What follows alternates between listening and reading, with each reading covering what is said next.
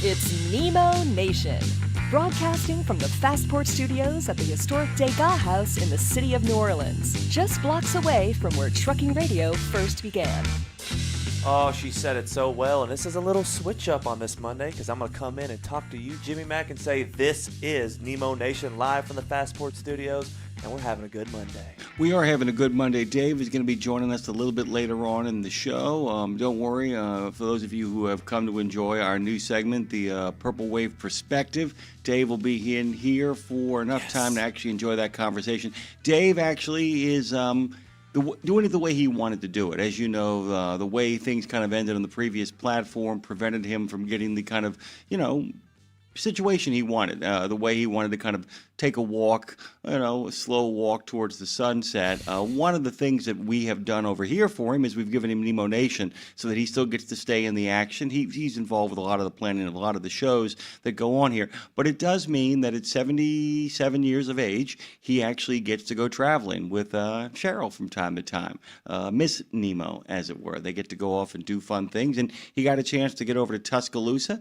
There was some stuff that he was doing this weekend, and he asked for a little bit of a boon. He said, it's a long trip. We're driving. Would love to be able to kind of amble and land. I said, hey, dude, you're Nemo.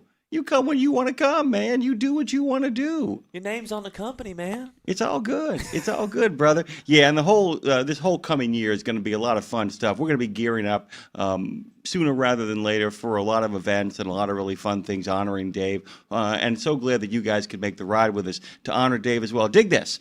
A truck driver blamed his GPS for his confusion over what city he was in.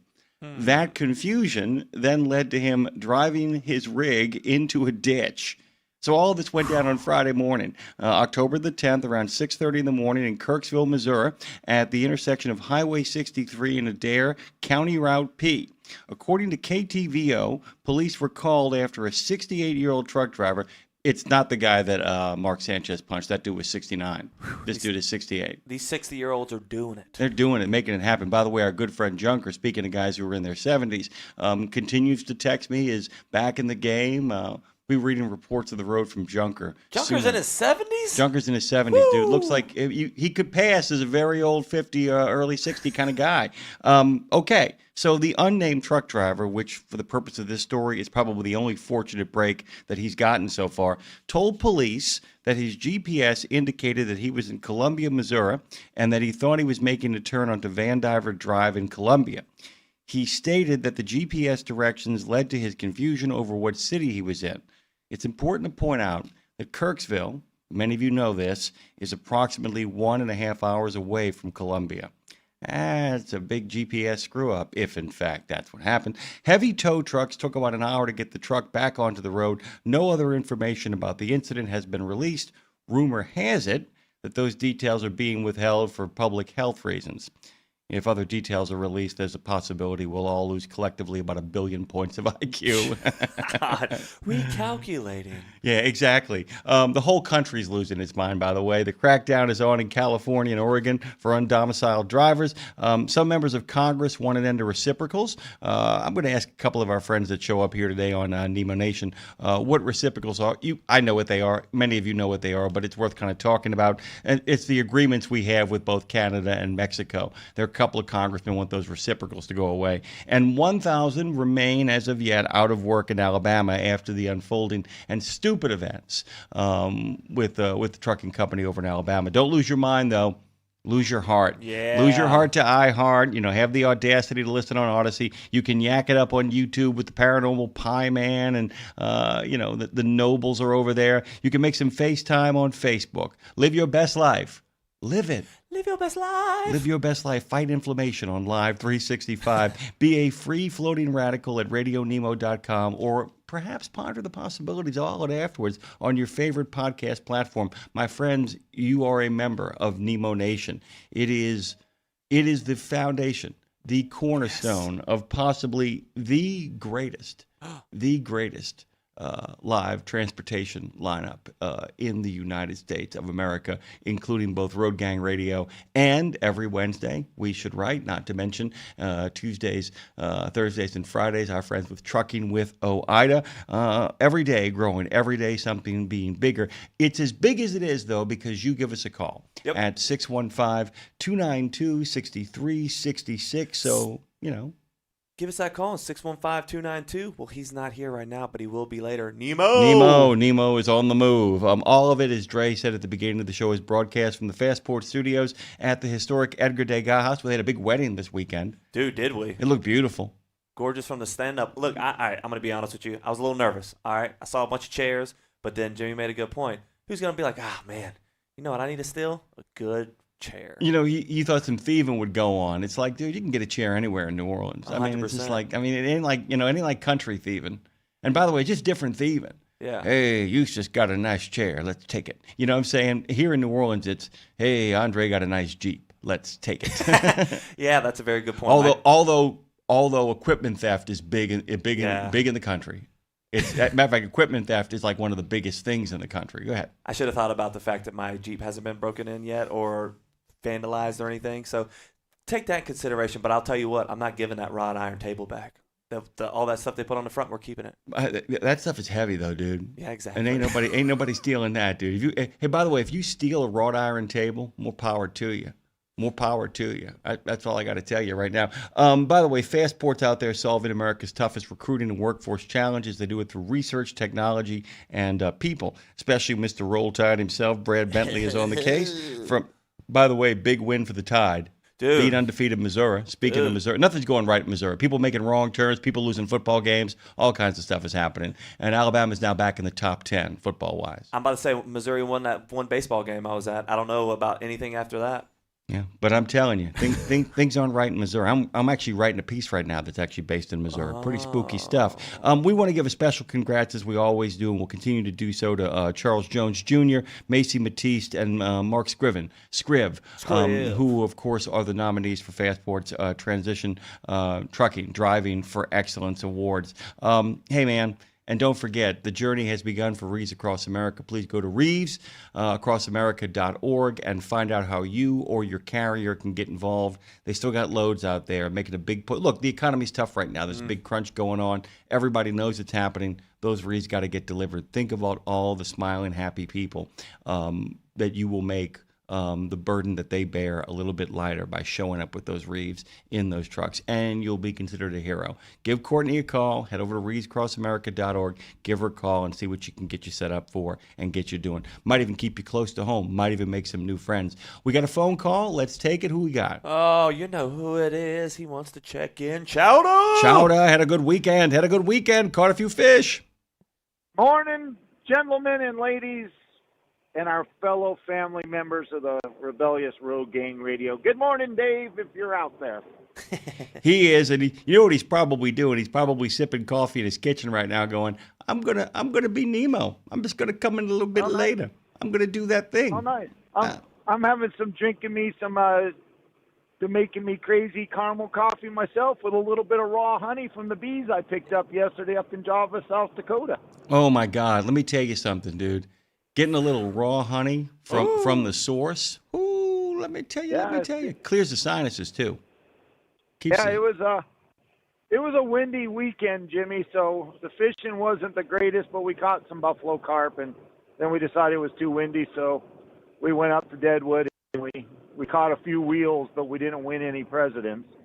So but it was good because we went and had a prime rib and crab leg buffet. Ooh. And nice only. It was nothing much going on, and a little bit of that. But coming up on a cattle drive like I showed you, fantastic, dude, just fantastic picks. Good. Those kids, age of 8 and 11 on the three horses in front of us. The dad was patrolling back and forth. The mom was back there with about a 4-year-old on top of the horse, kind of letting them partake. And yeah, they were going to drive them cattle about 12 miles because they were going around other fields and that, but we come up on that, and that was it's cool to see that somewheres in Akana west of the South Dakota area, we still have good old working ethic with calluses and denim jeans and work ethic going on. That was just cool. When I was in no hurry to, move the cows, one younger kid kept saying, "Oh, you can drive right through them, keep going." We're like, "No, you guys doing a fine job doing your job. We'll just chill and ride." Chill and ride, always a good thing. And by the way, Marshall, your post was not controversial. I am absolutely thrilled about the release of those hostages. I hope the swap continues. We're all keeping a really close eye on that stuff, by the way, as it unfolds. But I tend... You know about going back in time, though, Jimmy? What's that? Oh, that game in London and my Raiders playing them Tennessee guys, I believe that sent offensive football back about 17 centuries. Offensive football got set back all over the place this last weekend, God, dude. Don't even and talk about what's happened is the fact that these defensive guys have gotten so ridiculously fast. Like even my Saints who lost, though, once they put they got Chase Young back this week. And let me tell you something, that defense looked incredibly different. They got dudes who were literally like 6'6", 285 pounds and can run a 40 in like 4.5, dude. Well, it's like I murderous. think that's some of it, Jimmy, but I think part of it is these dang corporate owners that get their hair cut at the Tupperware factory and worry about aces winning championships. Yes, I'm directly relating to my Vegas Raiders owner. They got this thing stuck in their head that if you're a first-round draft pick that's been retreaded 4 times over, you must still be good. I think some of these quarterbacks had no business being a first-round draft pick, and their decision-making on where to throw and how not to throw the ball correctly is directly proportional about these seasonally bad teams' play and chances of success. I agree with you to the extent that we also have learned, which is really cool, we've also learned that there are some really great guys out there who had the absolutely wrong and awful coach, as both Sam Darnold and Baker Mayfield are proving in rapid order. And I think I literally watch people play through a season going like, you have no idea how to handle a quarterback. You have no idea. And I feel like Brian Daboll for the Giants was like, yeah, I'm not interested. Oh, this guy Jackson Dart, he's my guy. Now I'm interested again. All kinds of weird stuff playing through. It really is about combinations and chemistry, isn't it? It is, and those guys seem to be able to tell moxie. Baker Mayfield, Donaldson, they have moxie. They've fought through the struggles on that. I'm not sure Geno Smith, Fields, and those type will ever have any moxie to progress. We'll probably catch them on ESPN late night somewhere soon. We got Geno Smith in studio now. What'd you think about it? I would have played a lot worse. Thank you, Geno. I would have sent him back to the Canadian Rough Riders League is where I'd send him. I don't blame you. I'm thinking about coming out of retirement. I've never been in the NFL to retire, but I'm thinking about coming out. I think I could make it to the coaching staff of the Raiders or quarterback, play 1 year, get paid for 4 years to sitting home. Hey, you know what I'm saying, huh, dude? We still got eligibility. Let's get out there, man. We'll go to college. We can get that NIL money, dude. NIL money. Ain't got to share it with nobody. Right. Why would you ever want to come out of college? Why wouldn't you pick a 5-year that kind of money? Why would you want to come out early?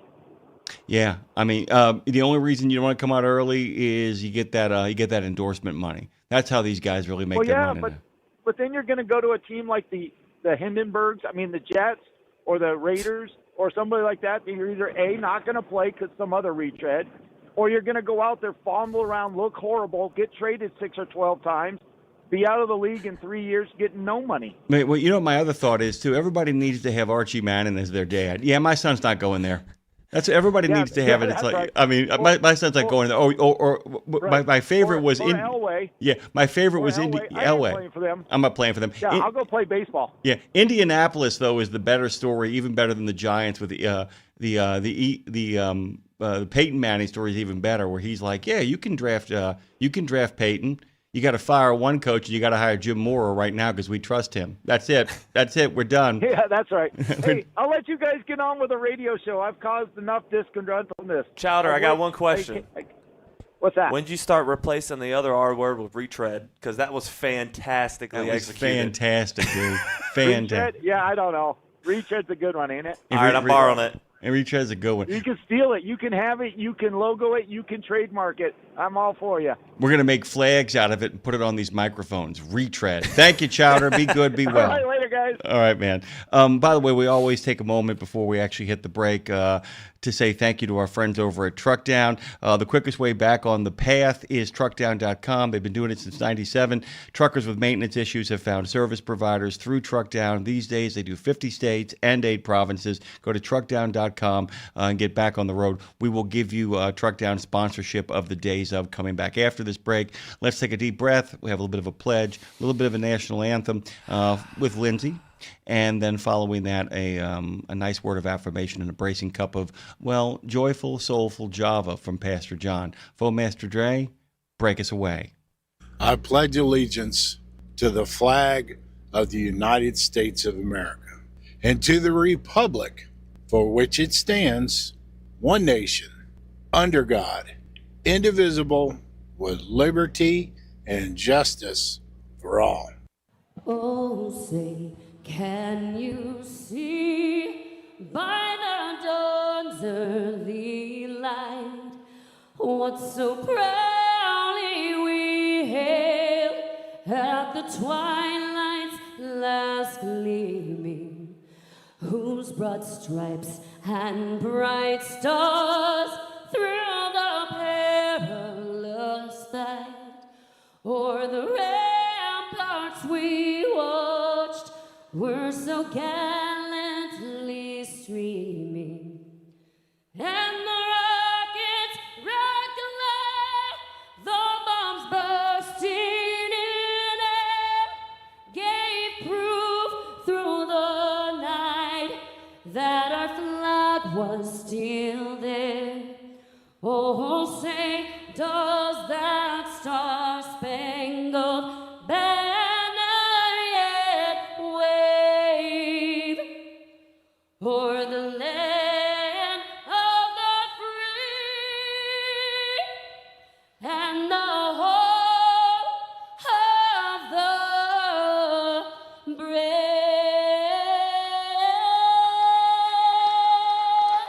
It's a good time for a cup of Java with Pastor John, brought to you by the Bennett family of companies. It's Monday, Monday, Monday, Monday. Good morning, good morning, good morning. I hope you're having an awesome day today. Let's look at something in Isaiah 40. And it says, "But they who wait for the Lord shall renew their strength. They shall mount up with the wings like eagles. They shall run and not be weary. They shall walk and not faint." If you look at what Isaiah just shared with us, it was a really challenging situation, because what he said is, we have no excuse to give up. We have no excuse to throw in the towel. Why? Because everything that we need, God can energize us to pull it off. So Isaiah reminds us, he says, hey, wait on the Lord. And if you wait on him, he will give you all the stuff you need to help you to continue on this great thing that we call life. God bless you, my brothers and sisters. Hey, and wait on the Lord.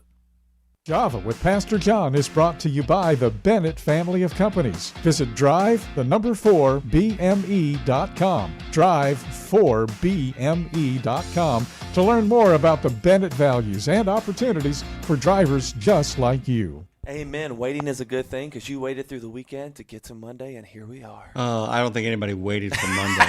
I appreciate the positivity of your sentiment. I really do. But ain't nobody being like, "Oh man, it's Monday. It's Monday. Let's go get Monday." About halfway through Monday, you're thinking maybe, you know what? You're not so bad. Yeah. Tuesday's coming. Yeah. I can handle you. You got veins in your neck and you're handling your Monday. You got veins in your neck and you're handling your Monday. Speaking of veins in your neck, anchors away, folks. It's October the 13th. It means it's the U.S. Navy's birthday. We're honoring the brave men and women who served our country, both past and present. So all you Army listeners, and we got plenty of you guys, by the way. And I wish I could tell you that when I was a reporter, I covered the Navy. I didn't. I covered the Army, so I have a little bit of bias. Plus, my dad was in the Army. I'm allowed to be a little bit biased. But you know what? We love our Navy folks, especially Diver.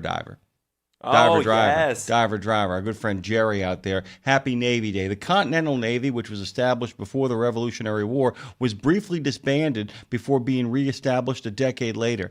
Today, the U.S. Navy is the world's largest and most capable one. It boasts the highest combined battle fleet tonnage and the largest aircraft carrier fleet. It's got over 300,000 active personnel and 100,000 folks waiting in reserve in case things go sideways. It continues its vital role in global defense. And by the way, it's really worth celebrating. In regards to trucking, I know this is going to sound crazy, maybe even a little bit more than the Army, although we should celebrate the Army because, those guys, but it's Navy Day. But the global supply chain owes more to the Navy, the international supply chain, and its defense of pirates owes more to the Navy than almost any other institution in the world. Freedom, by the way, is open lanes and open seas. So thank you to all that serve. Thank you to all that have served. Happy Navy Day, guys. Do not give up the ship, and we have not yet begun to fight. Yes. Little John Paul Jones. And I'm talking about the guy for Led Zeppelin. No, I'm talking about the Revolutionary War hero. Really quickly, before we get to today's lineup, Dre, inflammation is not a problem. I'm going to say that really simply. Inflammation, we talk about inflammation all the time, how we have to fight inflammation, how you guys, as you get older, many of you are victims of inflammation. It's really kind of hurting your health, hurting your ability to kind of move, hurting your ability to kind of function at the level you want to function. But I'm here to tell you that inflammation itself is not the problem. Inflammation is a solution. It's a symptom of a problem. Inflammation is a good thing. It's what fights things that are inside of our body. It's an attempt to kind of... in a metaphorical way, it's trying to burn out the bad things. Mm-hmm. It's kind of like the same thing that mucus does. Yes. Mucus is not the problem. Mucus is fighting the problem. Inflammation is not the problem. Inflammation is fighting the problem. And for many people who are what I would call not sick but not well, inflammation tends to be the issue. So I thought we'd take a few moments to talk about ways to, maybe focus on some anti-inflammatory foods that not only are good for you, but kind of taste good as well, too. Avocado comes to mind. Mm-hmm. Fatty fish comes to mind. Ooh. Like what Chowder's doing. If you're catching your own fish, by the way, and catching good fish and you're cooking it, you're doing yourself a real solid from a health standpoint. Berries, nuts. Put down the candy, eat some nuts, put down the candy, eat some berries, lay off the, look, at a carnivore diet can be really, everybody's different. But if you are going to have a carnivore diet, don't just make it pure carnivore. Yeah. Have some, one of the best parts about vegetables, by the way, they fill you up faster. Yes. They're water. Yes. They're just big buckets of water, by the way. Matter of fact, the only thing that you can consume that actually takes off calories rather than puts it on, that's like actually natural, besides water, iceberg lettuce.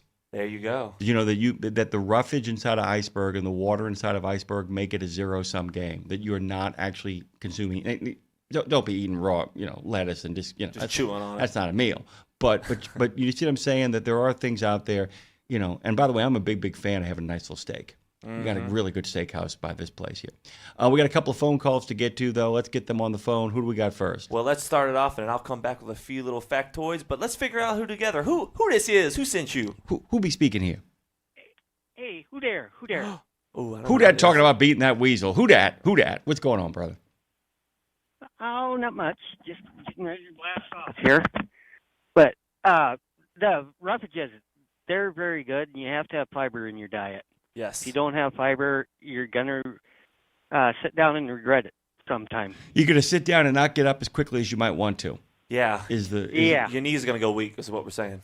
You got to have a ring on your butt. But the only problem I have with the Navy, which I have, I have a nephew in the Navy now, but the worst part about the Navy? What's the worst part? Here it comes. It's really hard to dig a foxhole in the water. Yeah, and it's not for a lack of trying either. If you know what I'm saying. I know. You really can't hide behind the earthworks when you're on the high seas. There really is no place to hide. Why anybody would choose to stand on a ship while horrible things are coming towards them? That takes a certain kind of. We'll call it courage. How about we call it that and live with it? Yeah, that works for me. Yeah, okay. How else you doing, brother? What's going on? What's your day look like? Oh, doing good. just going to do some short stuff so I can hopefully be home for this weekend. It's opening weekend of pheasant season, but I don't eat them, so I don't hunt them, but they'll have a lot of friends around, so go home and see them. So you're not I'm not a pheasant fan either. I am a Cornish hen fan, though, but you don't hunt them. You don't hunt Cornish hens. You know, I mean, anybody hunting Cornish hens is like not going to get much back. You know what I'm saying? Unless you're just catching them. We have grouse and partridge around here, and season is open for them also. And them are towards the Cornish hen. The turtle dove is kind of a small Cornish hen, but I can't do you it. only eat the breast out of them. Here's the thing: is you could not get me to eat a turtle dove. You could not get me to eat a turtle dove for obvious reasons. It feels like a bad Christmas song. It just feels like a Christmas song gone really incredibly wrong. You know, it's like if I'm hunting partridges or turtle doves, you know, it's the apocalypse, dude. It's come down to that. I mean, it's basically me, my shotgun, and the end of the world. I couldn't do it, dude. I couldn't. I'd be like, what is this, a turtle dove? Oh my God. Don't mind if I sin. I would never sing the song the same way again. You just turn me sideways, dude. So Cornish hens, though, they don't show up in that Christmas song. So get in the truck. You know what I'm saying? Get in the truck. Weasel, it's good to hear you, man. Thanks for what I call the gentle shot at the Navy. Yeah. The gentle shot. You're the best, dude. Transition from being on a toilet. You bet. Thank you, fellas. You guys have a good day. We'll actually take the last phone call on the other side because we get Tara coming on for Breaker Talk back a little bit down the line. She's not going to be coming here? We are not able to do – I'm going to check in on that, but on the schedule it's looking like it is a canceled event today. Breaker Talk back? Yeah. Probably because Dave isn't going to be in. Possibly. So the phone lines are open for a little bit of time here, guys. You can give us a call at 615-292-6366. 615-292-NEMO. The other thing is that when we come back, we're going to keep talking about this. But you know what the thing is? And let's go there, dude. Let's go there because Weasel brings up a good point. You know, we talked about the idea of in a couple of the last shows about not being afraid to talk about stuff, and being able to talk with friends. I mean, don't do it publicly on a show like this one, but you know, and the occasional conversation about your irregularity might be a good idea. You know, we talk about this about Mental Health Day, about being willing to talk to people. You know what I'm saying? Sometimes when things go wrong below, you got to talk to somebody who tells you it's time to go see the doctor. 100%, and that affects you hardcore on the road, and sometimes you just can't reach that truck stop. Hardcore. Woo! Hardcore, man. I'm telling you, hardcore. The thing is that a lot of the foods, a lot of the anti-inflammatory foods you'll also find can really help keep you regular. And that's important, dude. I mean, here's the thing is you can get kicked off the road. You can kick yourself off the road if you don't do what you're supposed to do in regards to taking care of down below. Get that intestine in order. We're going to come back on the other side and tell you what we got coming up on this particular show and then take our next call. It's Nemo Nation. Get out of the ditch. Get back on the road. Go to truckdown.com. Amen. You can enjoy anti-inflammatory foods. Exceptional value and exceptional values. That's Bennett Trucking. A core commitment of faith, family, and freedom has driven Bennett to being the leading provider of innovative, integrated transportation solutions, both at home and abroad. Bennett's values are not just compatible with providing high-paying jobs and unmatched customer service. They're inseparable. If you're looking for an employer or a partner who believes the best business model is being a model citizen, then Bennett Trucking is the place for you. Go to BennettIG.com and find the folks who share your values. There was an era when truckers were out there, alone. Long rides, dark nights, miles from home. As part of the road gang, though, Dave Nemo helped change all of that. As a voice in the darkness, Dave kept drivers going with music, jokes, and of course, friendship. And if you miss those days, Radio Nemo's got something for you. Nemo's Night Beat puts the gang back together with an hour of trucking tunes and road songs, classic comedy, and those fun factoids that you came to expect. Nemo's Night Beat is Dave at his very best every Monday night at 7 in the Center on iHeart, Odyssey, and Live 365, as well as Tuesday night at 9 on Reese Across America Radio. So head on over to RadioNemo.com and join the gang on the beat. Nemo's Night Beat. Get your giggles going for the highway of hilarity that is the adventures of those two incredible jokesters, Mac and Cheese. Hey, Mac, do you know how to recognize a B horror movie? No, Cheese, I don't. Well, instead of werewolves, they cast what wolves, why wolves, and when wolves. Yeah, that one puts the Hull into Hollywood. Well, if you can make it where, you can make it anywhere. That almost works. Don't miss the exciting exit to fun. Tune in next time for the adventures of Mac and Cheese.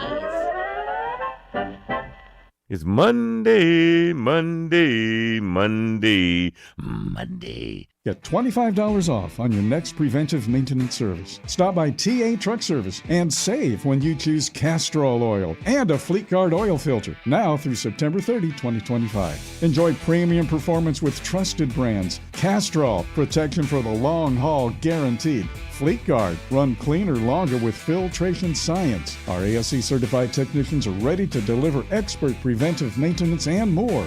TA Truck Service, Castrol, Fleet Guard, your partners in preventive maintenance. Live from the I-10 corridor from the Fastport Studios in the city of New Orleans, it's Nemo Nation. It show is Jimmy, and we're back for the second half of the first hour. We got Tom Baxter of the Ohio Trucking Association is going to join us at the top of the next hour, and that's the rapid fire half hour, followed by Cliff Abbott from the Trucker, and then Landline's managing editor Jamie Jones. We will continue on our journey as cybersecurity and bearded guru Ben Wilkins of NMFTA joins us, talking about, maybe I'll get him to talk a little bit about Guy Fieri. By the way, let's leave Guy Fieri alone. No, let's not. Let's keep on dwelling on this because I have to tell you, the difficulties of what's going on in the trucking industry have never gotten so much traction as they have because of Sanchez throwing a punch and Guy Fieri trying to do things on the cheap. Simple. That's kind of it right there. Tequila. Mark Schwemmer is going to be after Ben Wilkins of NMFTA. Dwayne Williams, by the way, hails from Peter Starks, Montana. He actually does the Trucking Association thing over there. The Messy Middle will continue with Mike Roth. We'll have an in-depth talk with reverse logistics master Tony Scarota. Scarota is going to be joining us. Dave's going to shoot the breeze with Don Nash of Purple Wave for the Purple Wave Perspective. And then this is really cool. He reached out to us. Anthony Nally, host of the RVers, is going to take us on a tour of his new season in the final half hour of Nemo Nation, Nemo Nation, Nemo Nation, Nemo Nation, Nemo Nation. Yes. Let's go to the phones and talk to Marshall, see what's going on in his world. Always good to hear from him. Mr. Platter. Mr. Platter. Good morning, guys. You went to health this morning, and I actually have something going on by accident. Okay. That's, the liver and the thyroid and all that stuff, and they had something about magnesium on there. I thought I was buying pills. Next thing I know, I get this deal, and it's a squirt bottle. And I had to read the directions of this because I'm not going to drink it out of the squirt bottle. So it's a topical spray for magnesium. Put it on the areas that are bothering you, and I have arthritis in my back, and it gets rough after 52 years of pounding down the road every once in a while. And surprising, I don't know if it's a mental thing, seems to be helping. It works. And I bought it purely by accident. I thought I was getting pills. But it seems to be working. On a related strange note, one time I bought this bottle of zinc tablets, and the moment I opened the thing up, I realized it wasn't for consumption. Listen to this, Dre. You take a shower, but you drop the tablet on the floor of the shower. Yes. And it does this. If you steam it up, it releases zinc into the air. And you can just, I don't mean like metal, but but it actually is really, really good for you. It vaporizes it. Yes. And it's really good. There's all kinds of interesting ways that we can deliver the things that we need. I think Dre's got something for you. What you got? Well, I was going to say, this is the only second time hearing about the magnesium sprays, but I haven't heard how it's working for people. So I appreciate you calling in with that, man, because I'm a huge believer and fan of all the magnesiums that you take. I was going to say the proper way to take it in. What do you say whenever you're taking a pill? You take it. Well, whatever you, but the certain way that you're getting it. What is it when you taking it through the mouth? Like you're taking it internally. Yeah, as opposed something like that. Yeah. Yeah. externally. Yeah. Yeah, your internal consumption engine. There you go. Yeah. There you go. It actually is helping my arm. My left arm, which has always been the one that's exposed to the sun the most. I have the same thing as Trump. Where you just get little bruises and stuff. If you just touch my left arm, I get bruised. So- But I've started putting it on there too, and it seems like it's helping to clear that up a little bit too. It may just be the oil in it. I don't know. Yeah, beautiful, man. Well, how many times do you apply it a day? Oh, just whenever I feel like it. When I get up in the morning, definitely before I go to bed at night. And then, if I just happen to be back there, I'll just put a couple squirts on it and rub it into my arms and stuff. Does it have any other essential oils or any smells or anything added to it? It doesn't really have any smells. Okay, That cool. was a plus. And I really, this sounds stupid. I never really read the label all the way through as to what it's got, but it looked like it only had like 3 ingredients in it. Well, And, listen, you got me on it, man. Now I'm looking at Amazon, and they got a gallon of it for $80. That sounds like a steal to me. Well, I'm not buying it by the gallon. Yeah, I'm kind of with you on that, Marshall. I'm not buying anything by the gallon. My dad has the same thing you and the president have. Literally, if you blow on his arms wrong, they bruise up, and you can see it in pictures that I've taken with him. By the way, and he's looking at possible solutions for that. He looks down. And he's like, "Where did that come from?" He's like, "Oh my God, this never ends." But yeah, I bought all the over-the-counter crap that they advertise. You don't have to have bruises. Bruises are optional. Use this blah blah stuff. And I tried like 3 different bottles of it or tubes. Didn't help. no. But this seems like at least making some, because some of these sores sometimes will actually get a scab on them. It seems like it's making them clear up faster, if nothing else. Yeah. But the magnesium thing too is you want to make sure if you're getting proper minerals and stuff, you want to use real salt, not this, with the umbrella board that never poured when it rains salt. You want to get good salt like Redmond's, there's sea salt and all that. Sea salt, And they kosher. also, they sell salt that has added magnesium and minerals and stuff in with it too. So it's good stuff, the Redmond's. Amen. And it's real. So much of this crap, you can buy Himalayan pink sea salt, it says on the label, then you get to looking through it and you find out it's just dyed pink. Yeah. Well, that's why I swear by Celtic salt, man. That's the best one that you get right there. But, whew, that is hard to grind up. Celtic salt? Celtic salt. Oh, Celtic, yeah. I've heard about Celtic salt, but usually that's in the, I keep getting these ads, I don't know if I should say, for erections. They use Celtic salt for that. I haven't tried it. So Can't get it up, just put Celtic salt. I'm telling you, man. It's like I have to. Basically what it says, very graphic ads on Facebook for that stuff too. I don't know how they get away with it. Well, what kills me is the fact that it's like you'll even get in the proximity of something like that, and then ads start popping up. Like you'll look up better scented like cologne for men, or good skin cream for men that doesn't smell like you just walked out of an olive olay factory, and then they're like, oh, you absolutely need to get erection pills. And you're like, wait, what's going on here? I didn't ask for this. And then somebody walks by your computer and they're like going, hey, having some problems there, huh? Get out of here, man. Hit the bricks. I scroll through the reels a lot of times. I'll see a reel that is funny and I watch it, and then there's other ones with dogs being made like they're talking and all this stuff. And then boom, here comes erectile dysfunction and there's a big giant schlong in your face there, So Hey, all your computer had to hear was you said you couldn't get out of bed this morning, and then it's like, oh! Yeah.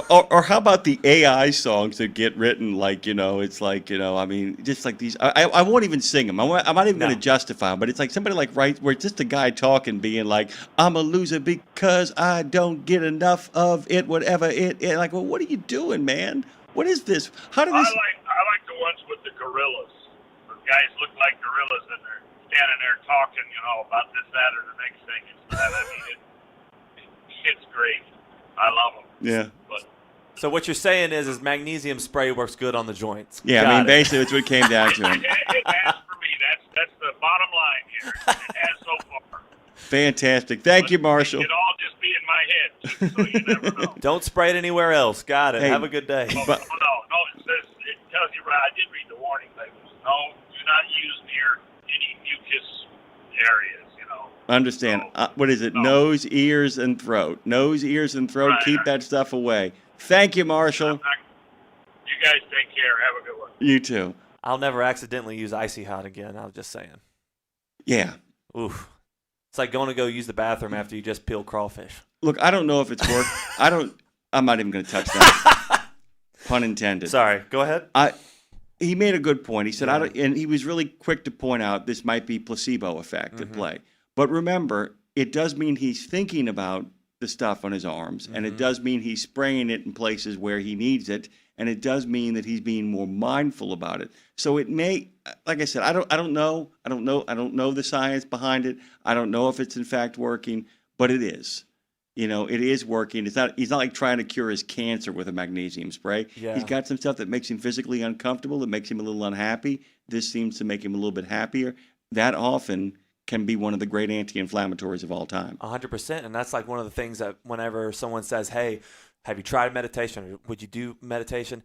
Meditation is such a scary word, and it's just like, I'm not going to do that hippie stuff or whatever. No, it's just being mindful of your body. And the same with like Body Scan with talking about when's the last time you thought about the back of your knee when it's not hurting? Or when you thought about your big toe when it's not hurting? When you sit there and you're being mindful of your body, you're like, oh man, all right, well, I'm feeling a little bit better in my head and my mind because...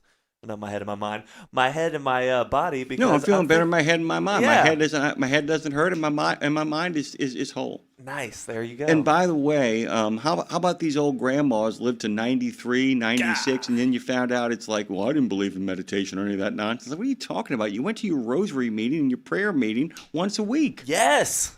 When my mom started realizing that basically praying is another form of meditation, she's like, oh, wow. And now she's just, because my sister is very big into that in Austin, Texas, and she's telling her to kind of check this and that and out and everything. But now she's knowing that she's been doing it in a way, and now she's mindful of it. I mean, they actually, and there is real medical evidence to prove this. This isn't just one of those kind of anecdotal tales. That people who actually practice their religion, let me say this right now, not go around hating people who don't practice their religion, but actually practice their religion, live longer.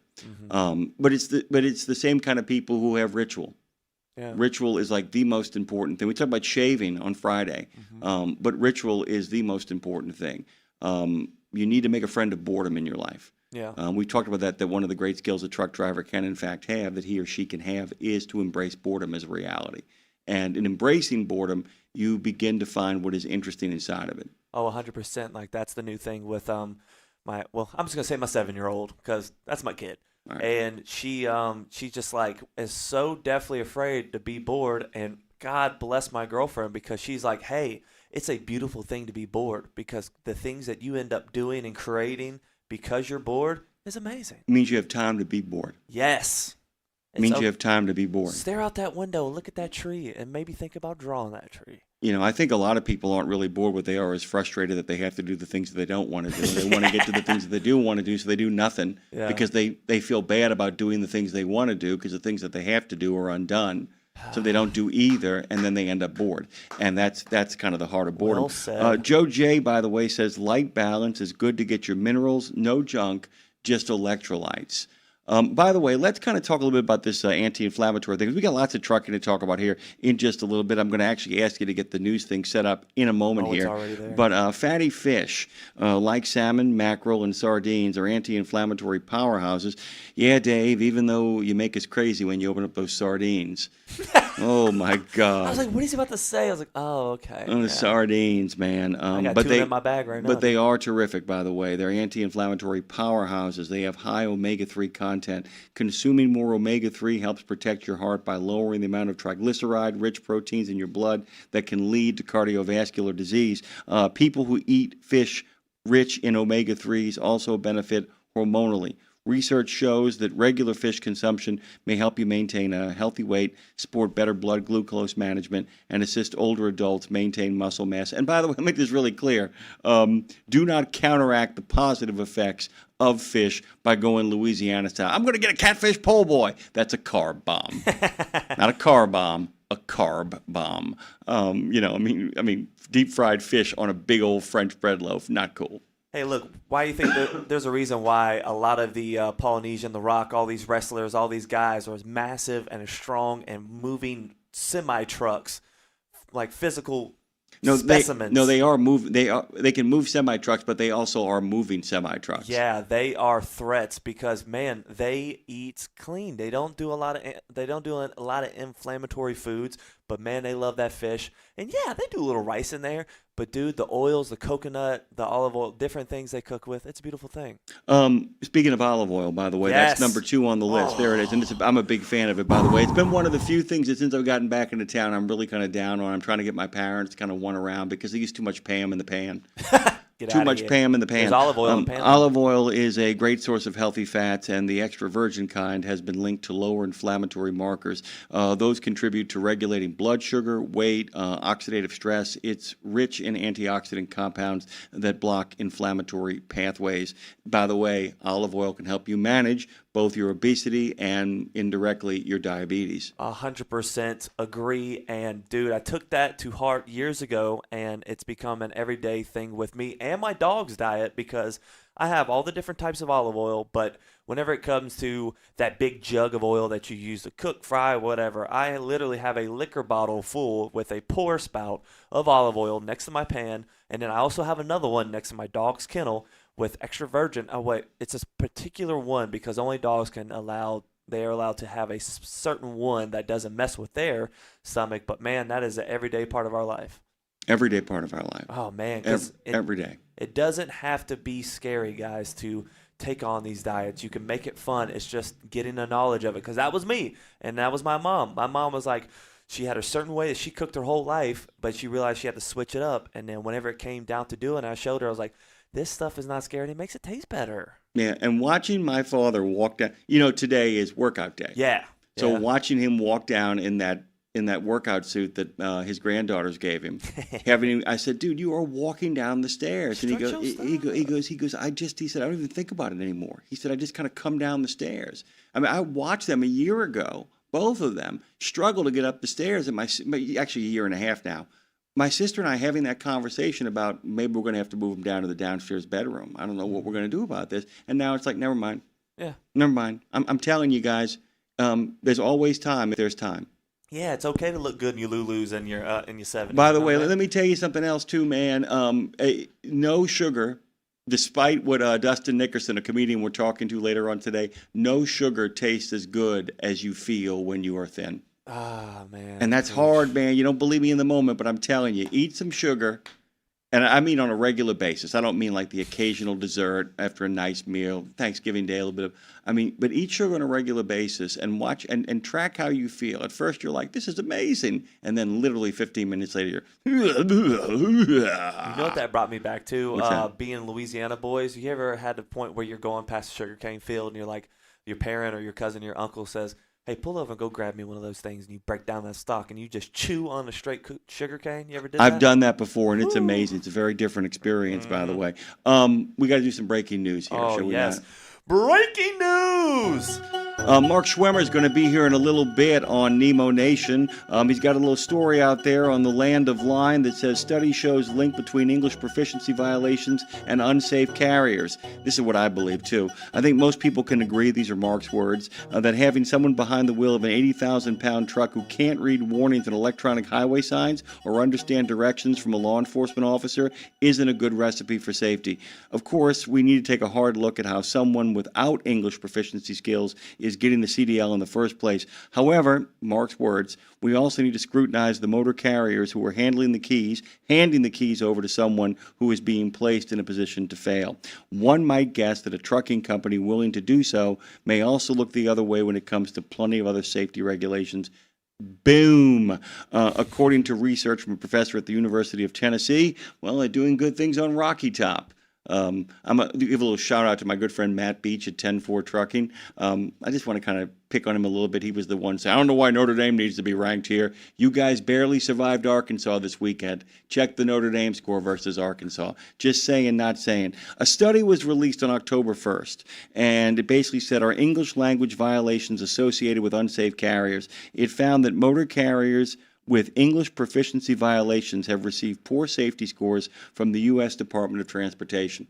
One of the things I'm going to talk to Mark about and Jamie Jones when she gets here is, and look, we had Tim Krolsky come on last Friday, and the young man that he brought on is a credit to the industry. Let's straight up say it. That young man was 20 years old and part of that pilot program to drive interstate.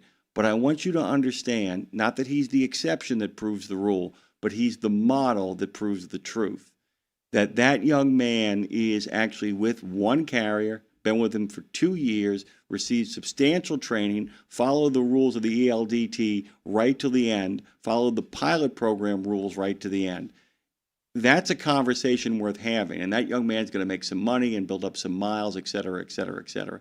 Don't be surprised, though, when this crackdown gets really going in California and in Oregon against the non-domiciled drivers. Don't be surprised if you start hearing the old crank up, well, we got to let people under 21 get out there on the highways. It's coming. Yeah. It's coming. It usually does. What you can do, though, is you don't have to just say no. You can say, that's fine. Let's just set up a system of rules to make this really strict. If these kids really, really want it, they'll be more than happy to go through a really intense training program in which people are actually willing to spend a lot of money to get them up to speed and then pay them the wage they deserve. Oh, wait, you don't want to build up a generation of drivers? You just want cheap labor? No, sorry, that's not happening. Nah. Keep an eye out for that development. It's coming your way, guys. I can promise you right that. The University of Tennessee Associate Professor Alex Scott wrote in his study, the safety ratings of the carriers with ELP violations were considerably worse on average than the carriers without ELP violations. So basically what it comes down to is that the companies that don't have English proficiency issues are safer. And this is what I still don't think that it's going to really clear out as much slack as people think it's going to clear out, but I do think it's going to make the road safer, and that makes the bottom line for people who are already functioning in this market a whole lot more profitable. Because it does mean that you're not going to see skyrocketing insurance costs, you're not going to see a lot of other kind of what I call add-ons, tack-ons, and problems on the highway. A safer highway is a more efficient highway, is a faster highway, cutting down on detention time and improving retention among people who want to work in a safe industry. So all of those things might be the rising tide that lifts boats. By the way, the FMCSA assigned scores to various safety categories, such as vehicle maintenance, unsafe driving, and hours of service compliant. In each category, a score of 0, as you all well know, you're good. The results are nothing short of alarming as trucking companies with ELP violations earn scores for unsafe driving nearly 5 times worse than motor carriers without ELP violations. Right now, that's still, from what the good researcher has said, it's still causal. It's not yet causal. But it really does look like there may be some direct connection between the lack of culture that an ELP violating carrier engages in and the culture that those who actually hold people to standards engage in. That looks like it's going to play itself out, and that would be a really promising thing. I also like this whole thing because I don't like the idea of working people in America not being paid for what they do. And I'm going to say this right now, is that we often hear stuff like, well, those are jobs Americans don't want to do. And some of them they don't want to do. But some of them they'd be more than happy to do if the hours are reasonable and the money's good. Some of these people, and by the way, the other way to kind of flip this narrative is exactly what Mark said in his piece. Go after the people hiring them. Remember, the people who they're hiring are still getting more money than they've ever seen in their lives, south of the border, east of the border, north of the border, or whatever border they're coming across. Don't hold it against those people. Somebody's hiring them. I've always said that this all comes to an end when the people who are hiring them, and I mean the executives who are looking the other way, are the ones who get penalized. Not just the person who did the direct hiring, but the person in the big office who makes lots of money, who has a big, big salary, is told, no, you're responsible for this, and you're going to jail or you're paying a massive fine. That's a good way to bring this to a thunderclap end, and we'll see who owns who really quickly. There's a little bit of time left at 615-292-6366. You can call about Mark's story. You can call about anti-inflammatories as well. We're really Dre and I are trying to focus on y'all's health here because, Tom, who has retired, but, sticks around, hangs around, sends some encouraging messages our way. He actually hit the nail on the head. We're trying to get you guys ready for the 15 pounds you gain over Christmas. And as we've said, we've been through this model before, Dre. You don't gain 15 pounds over Christmas. You gain 15 pounds starting on Halloween, the 30th, the day before Halloween, and that goes all the way into the Super Bowl. Yep. That's where and by the way, it's about 15 weeks. Funny, huh? Yeah, I love it. It's like, oh, it's getting cold. Let's eat more. Yeah, and basically it turns into a giant feast. And it does. Look, the fall feast starts. You start with Halloween, and then you start moving towards Thanksgiving, but it also means a lot of great stuff is showing up. And then once Thanksgiving shows up, people forget that the cookies and the cakes and the treats and the pies and the parties and the meals and the, it goes on and on and on, and it's straight on through New Year's into the Super Bowl, especially if your team is playing well. Your team is playing well. You might be able to skip a couple of weeks until the big game itself, but if your team's playing well, man, you're having parties. Honestly, either way, you're still eating a lot because if they lose, then you're just eating your feelings. I know, you're eating your feelings up, which is really an ongoing kind of Saints fans ongoing concern. Yeah, we're going to be eating a lot of feelings this year. Okay, so we talked about fish with lots of fat in them. Olive oil is really good for you. How about berries? All strawberries, right. Blueberries, blackberries, just terrific stuff. The vibrant colors are responsible for the fruit's anti-inflammatory. I don't know if you know that. The colors are actually the tip-off that good stuff is there. Berries are all rich in compounds that keep blood vessels flexible and wide and promote healthy circulation. Isn't that cool? Dude, that is so cool. And you know what one fruit that I did growing up and I didn't realize how much it saved me was plums. I love peaches and I love bananas, but plums, man, when you get a good plum. Oh, my God. You know what else is really up there for me? Red pears. Oh, my God. Have you ever had a ripe red pear? Oh, dude, yes. Oh, my God. It's the revelation. We had a pig, by the way. If I brought a red pear out, pigs actually smile. They really? Oh, yeah. Like dogs. They actually smile. Let me tell you something. The smile that pig would get in his face when he saw a red pear. Yeah. Oh, my God. It's just like the revelation.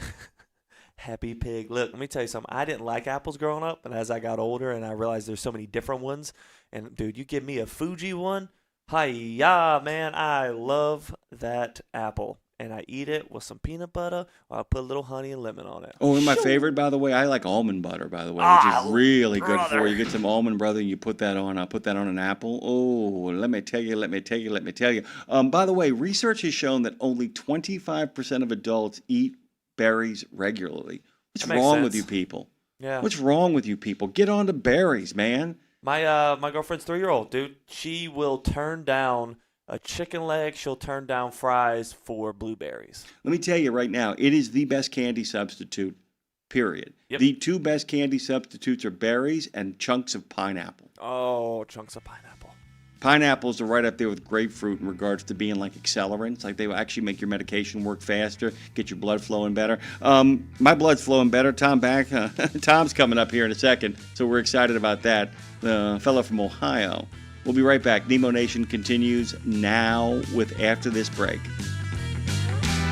Okay, you've heard the horror stories of how folks have lost their life savings when the market tanks. Is there a way to invest and make money without risk? Believe it or not, yes. Since 1995, Americans who cannot afford to lose their investments have used fixed index annuities. You get guaranteed income and protection from market downturns. It's a win-win for you and your future. To learn more, dial pound 250. Use the keyword Truckers Wealth to get in touch with them today. Hey drivers, are you hauling for a carrier that wants to help Reese Across America keep moving forward but just doesn't know how? Well, you've come to the right place. RadioNemo has pushed in our chips all the way with our friends at Reese Across America, and your carrier should too. So tell your company to answer the Reese Challenge and join us to reach 50 states and 5,000 locations. Join the ride, join the mission, and help Wreaths Across America keep moving forward. Answer the Wreaths Challenge at wreathsacrossamerica.org/RadioNemo. That's wreathsacrossamerica.org/RadioNemo.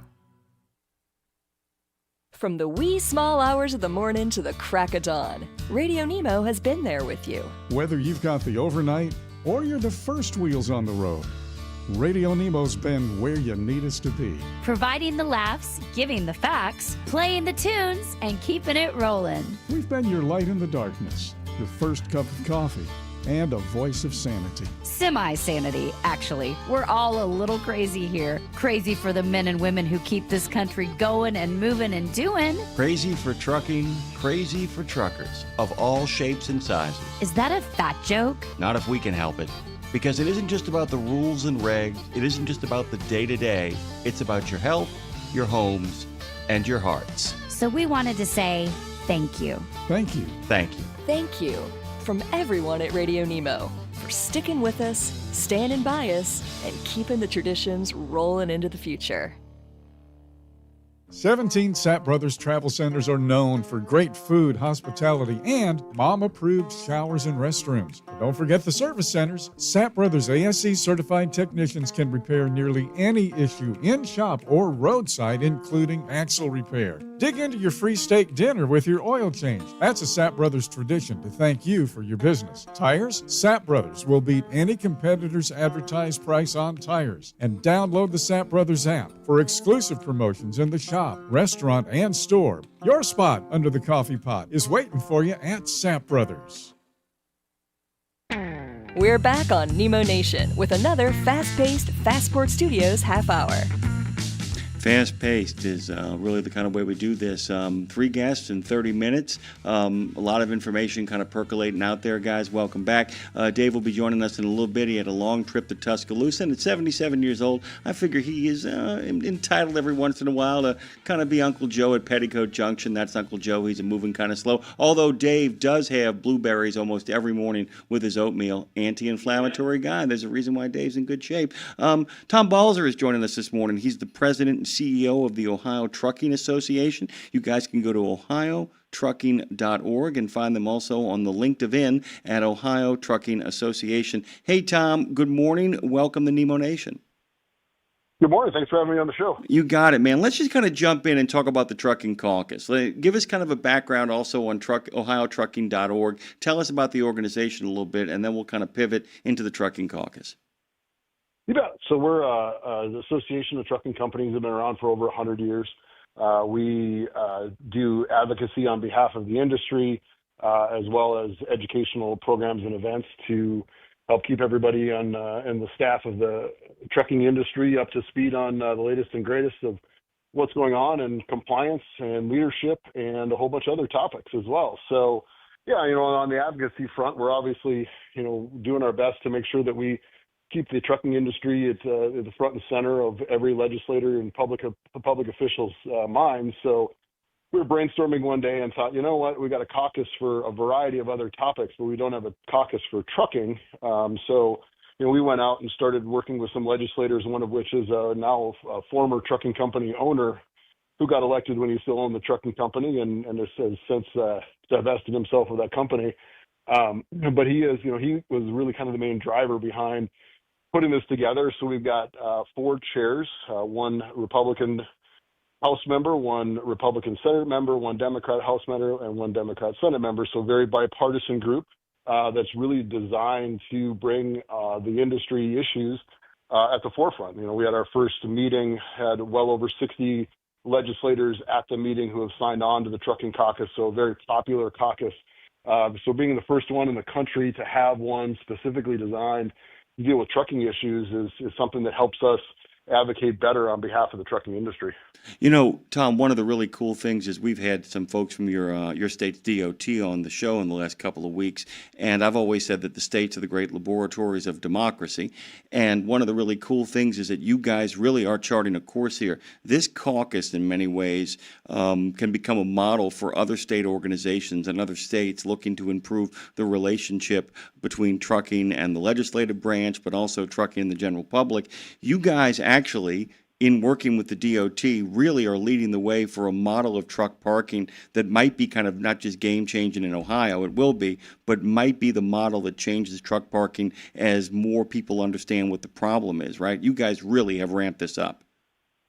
Yeah, it's has not been without hard work. This has been a top priority for me for over 10 years, because without truck parking, you don't have, well-rested and well positioned trucks in this country. And if you want to move freight efficiently and get the most out of our drivers and the most productivity as well as the best pay for our drivers, you can't do that by them having to make decisions on to take a truck parking spot because it's available, but still, 2 hours from where they need to be. Then we need to ramp up where we have available truck parking spots to make sure our drivers have options and have the ability to stop when they need to. So that was definitely something that we've been advocating for. The governor here in his last budget of his term really stepped up and said, you know what, I really want to do this. I really want to make this happen.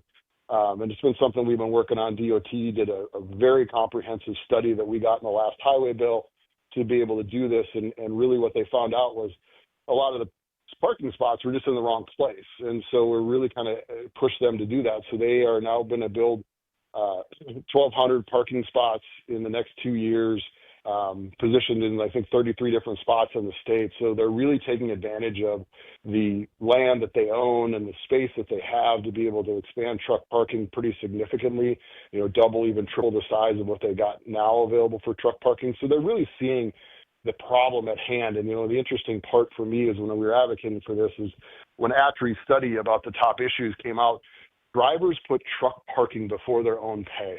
And if that doesn't, just kind of slam that point home, that drivers will put their own pay as secondary to being available for truck parking, there's obviously a problem in this country and something that needs to be addressed. By the way, if you guys are just joining us, Tom Balzer joins us this morning. He, of course, is the guy at the center of the Ohio Trucking Association, and we're so thrilled to have him here. He's been the president of that organization for more than a decade, and he has seen it go through significant growth. You actually understand working with people in politics a lot better than a lot of people in the country do. You have a real partner in DeWine, and he is eventually going to get term limited out. What do you look for when it comes to an executive or a legislative partner to kind of make the stuff that you guys are trying to happen? Well, I think, politics is all about choices and all about compromise. And, sometimes that gets lost in today's day and age. But, I think you're looking for somebody who's willing to listen and understand your issue, and also somebody who understands where they sit ideologically and they're not shifting around a lot. And I think that those are really two key pieces. I'm fine if a legislator tells me no, they can't support something, but I need to I need to know that, and I need to know that they have, a position that is pretty solid and I can move on and work with other legislators or continue to work with them if they're open to having the conversation. And I think that's the biggest piece that we've probably lost in this country at this particular moment is no one's willing to have a conversation to stretch their mind or to take different approaches to things. And I think that that's really the key part of what we do is advocating on behalf of the industry is we're not trying to get rabid fans. We're trying to get people who will listen to us and understand where we're coming from. And so I think that that's really what we look for in key is folks who understand our issues and who are willing to listen and learn more about our issues and have concern for them, regardless of where their political ideology sits. And so that's really what we look at. The Governor DeWine has been through a lot of hard work. We worked with him with the distracted driving piece a couple of years ago, which is a big thing for him. We worked with him obviously on the truck parking issue. Really at their core, every elected member and every person in a public service position wants to do the right thing.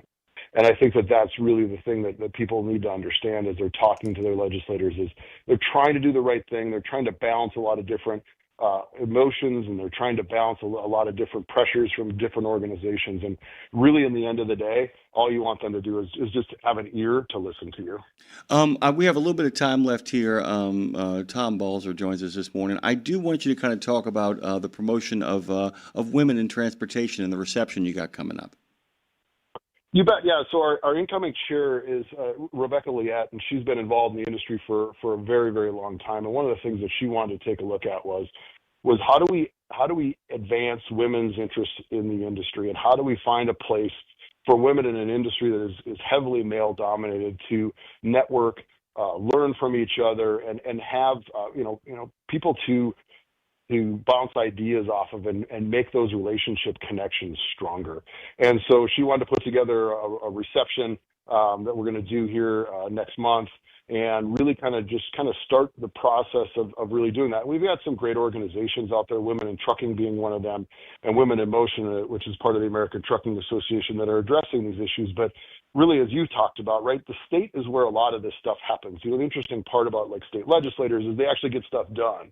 And I think at the state level, we do that. And there's been a number of other states, Iowa being one of them, who've done a great job of modeling the way for us to be able to do these types of programs. So we're definitely taking a look as we grow as how do we foster relationships in this industry and make connections stronger amongst our members and amongst the people who will participate in our meetings, and making sure that they feel welcome and making sure that they have a place where they can learn about the industry, because this is a great industry. It's one that you passionately fall in love with.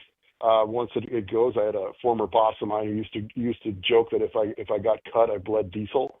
But yeah, it's one of those industries that people really latch onto, and we want to make sure that it's as inviting as we possibly can for all folks, especially women, since we're sitting at a 7% of women in this industry, which is dismal compared to what we're looking at when it comes to population decline and the decline of male population in this country. If we want to continue to grow as an industry, we're going to need to expand, where we're generating our employees from.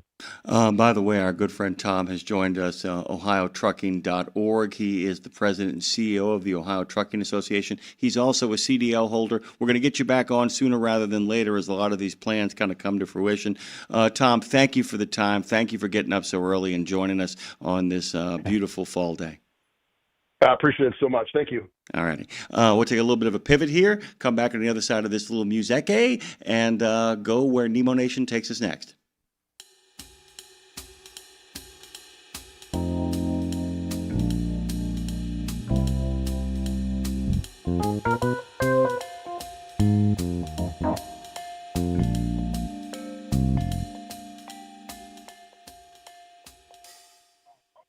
Cliff Abbott, by the way, has spent 4 decades in trucking as a driver, an owner-operator, a trainer, a safety manager, and for more than a dozen years a correspondent for The Trucker. He's also, by the way, a pretty darn good singer-songwriter with 6 albums, all of original music, and it's always great to have him on. He's a friend of the show. Hey, man. Hey, Cliff. What's going on? Go to cliffabbott.com. We say good morning to you. Welcome to Nemo Nation. Hey, good morning. It's a beautiful day outside, but it's nice, cool fall weather. It's really nice. I know it. And by the way, down here in New Orleans, Cliff, just to kind of let you know, we don't so much have a fall at first. It eventually turns into fall, but we like to call it Oxygen Restoration Month. And there you go. And we suddenly have like 75-degree weather where you can actually breathe outside. So we'll take that and declare victory and kind of go home. You got so much on your docket. You're always kind of working through a number of ideas, a number of stories. Let's just kind of push you in the deep end and tell people that the next recruiter they talk to might in fact be an AI robot. What's going on there? Yeah, that was one of the more fun stories that I've got to do lately. I'm always concentrating on the news, which is often bad stuff. But when I got the news about this particular thing, I had to call and listen to this robot. And I tell you, if you've heard the example that they put on the website, you wouldn't know you're not talking to a person. I expected something like the usual robocall or press 1 for this or press 1 if you want it to go away. But you can't tell. There's none of that on there. It sounds like you're talking to this nice young lady who identifies herself as Lane. So there's some advantages to it because of what it can do in the program. That if a recruiter ever failed to ask you a question, you'll know what I'm talking about. She's programmed to do all the right things and order all the right reports and do the things to get you onboarded. But it's got to be a little unnerving to find out that the conversation you just had was with a robot. I'll tell you this too, man, and by the way, you hit the nail on the head, is the fact that Dre and I were talking about this just a couple of days ago, that you really don't know what something good is until you've had it. A $10 bottle of wine, and you say, I don't know why people pay $100 for a bottle of wine. and then they get $100 bottle of wine and they go, oh, never mind. I totally understand where these people are coming from now. I bring this up because often recruiters, the worst of them, leave out so many questions and leave out so many answers, sometimes deliberately, and then a driver walks into a situation where he or she did not get what they bargained for. And a lot of that was either omission or forgetfulness. And that combination can be deadly. This is a really good program if, in fact, the people who are recruiting you want you to know everything that you need to know, correct? Exactly. It's something that's going to make sure that they tell you about the job. One of the examples that I got when I interviewed Ricardo Saavedra, the president and CEO of the company that's doing this, is he talked about Amazon, and when people call in for a trucking job hauling Amazon stuff, they wanted them to know kind of what the job is and what it entails and what some of the ups and downs are. So they make sure they program that in. And the robot it's programmed so that it asks the right questions to make sure you're qualified, but it also gives you the information that you need. Because a lot of times when you're on the phone with a recruiter, you don't remember to ask everything you wanted to know. You might get sidetracked by something they said, or you're thinking of something else. And then after you hang up, it's like, oh, I forgot to ask about what color their trucks are or whatever. So there are advantages to both sides. Yeah, it's interesting too, because I don't think people realize the number of people who have gotten jobs because they simply came in with all the right questions and ready to ask them. On the flip side of this, I often wonder sometimes if the AI can be developed enough so that the driver or the person that's being recruited might actually be judged, might have some kind of data judgment on they didn't ask the right questions, or we had to inform them of things they should have asked about. Am I making sense here, Cliff? The idea that it's basically that the interviewer, can the AI get gotten to the point where it actually understands based simply on what wasn't asked or what wasn't said that the person might not be right for the company? It can be, yeah. The guy I talked to, Ricardo Saavedra, said that it's very programmable, and carriers who contract with that service can tell it, what they want programmed in, what questions they want answered. So they can look for different things, and certainly non-answers or evasive answers or just not mentioning it is something that can be brought up as well. The whole thing is it's a persona that is created in a boardroom somewhere. People sit around and say, what do we want her to ask? What do we want her to find out? And by the way, it doesn't have to be, the name of this one is Lane. It's a nice young lady, but they also have male voices. You could be talking to Larry, the recruiter. You don't know. But you might get a phone call and you answer it and think you're talking to a recruiter, and you're talking to a robot.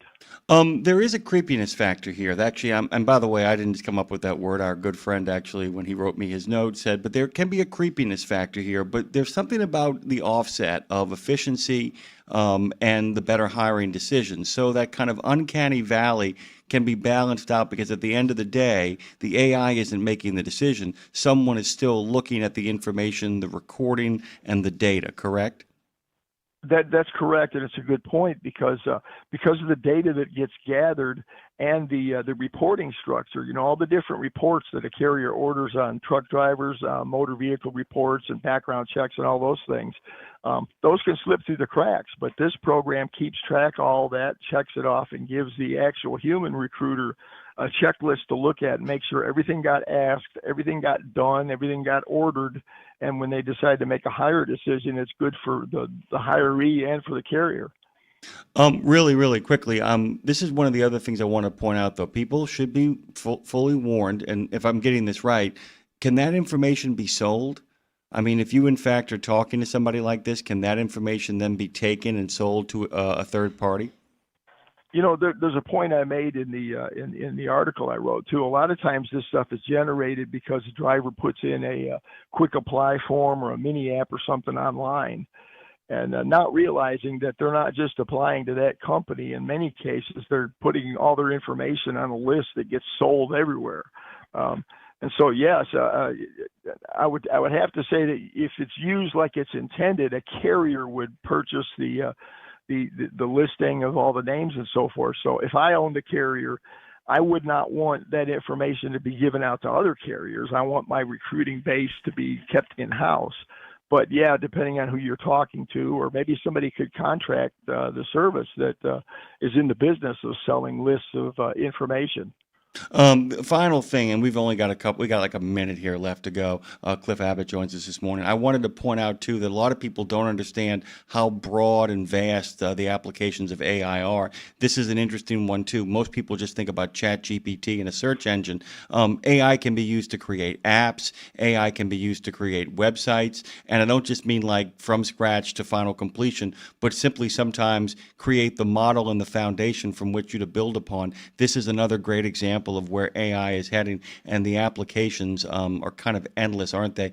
Is there anything else that people in the industry are looking at AI for in regards to the same kind of comparable environment? You got about 30 seconds. Yeah, it's interesting. On the KU Technology site, the people who developed this program, their slogan is AI changes everything. And that's exactly what they're setting out to do. You call them and you tell them what you want a program to do.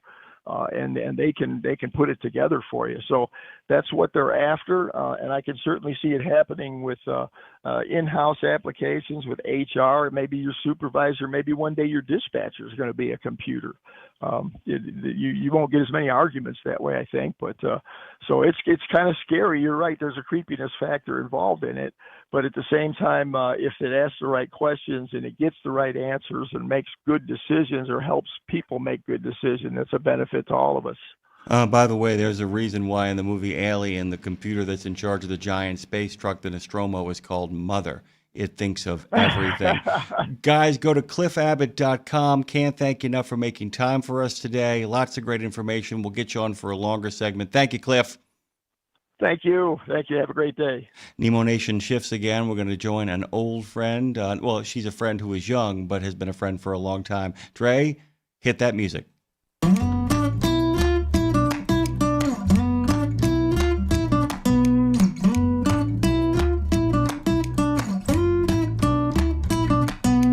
Jamie Jones lives in interesting times. Of course, you know she's Landline's managing editor. She's been focused on the industry since 2000.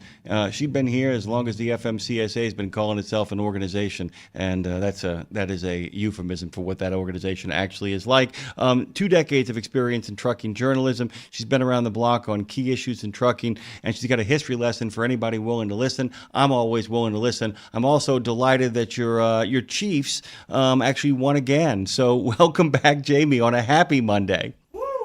Oh, my gosh. We needed that so bad last night, and they played so well. I was really tickled because the Lions are definitely having a good season. So that one was a little, it was a necessary win to see if the season's going to show us our old Chiefs, if you will. Yeah, and the fact is we began to see kind of rumblings of that in the last game. They just couldn't finish the deal. But in regards to the return of Kelsey, I guess he's got a little shot of romance in the arm because he's playing certainly better. And Mahomes is Mahomes-in again.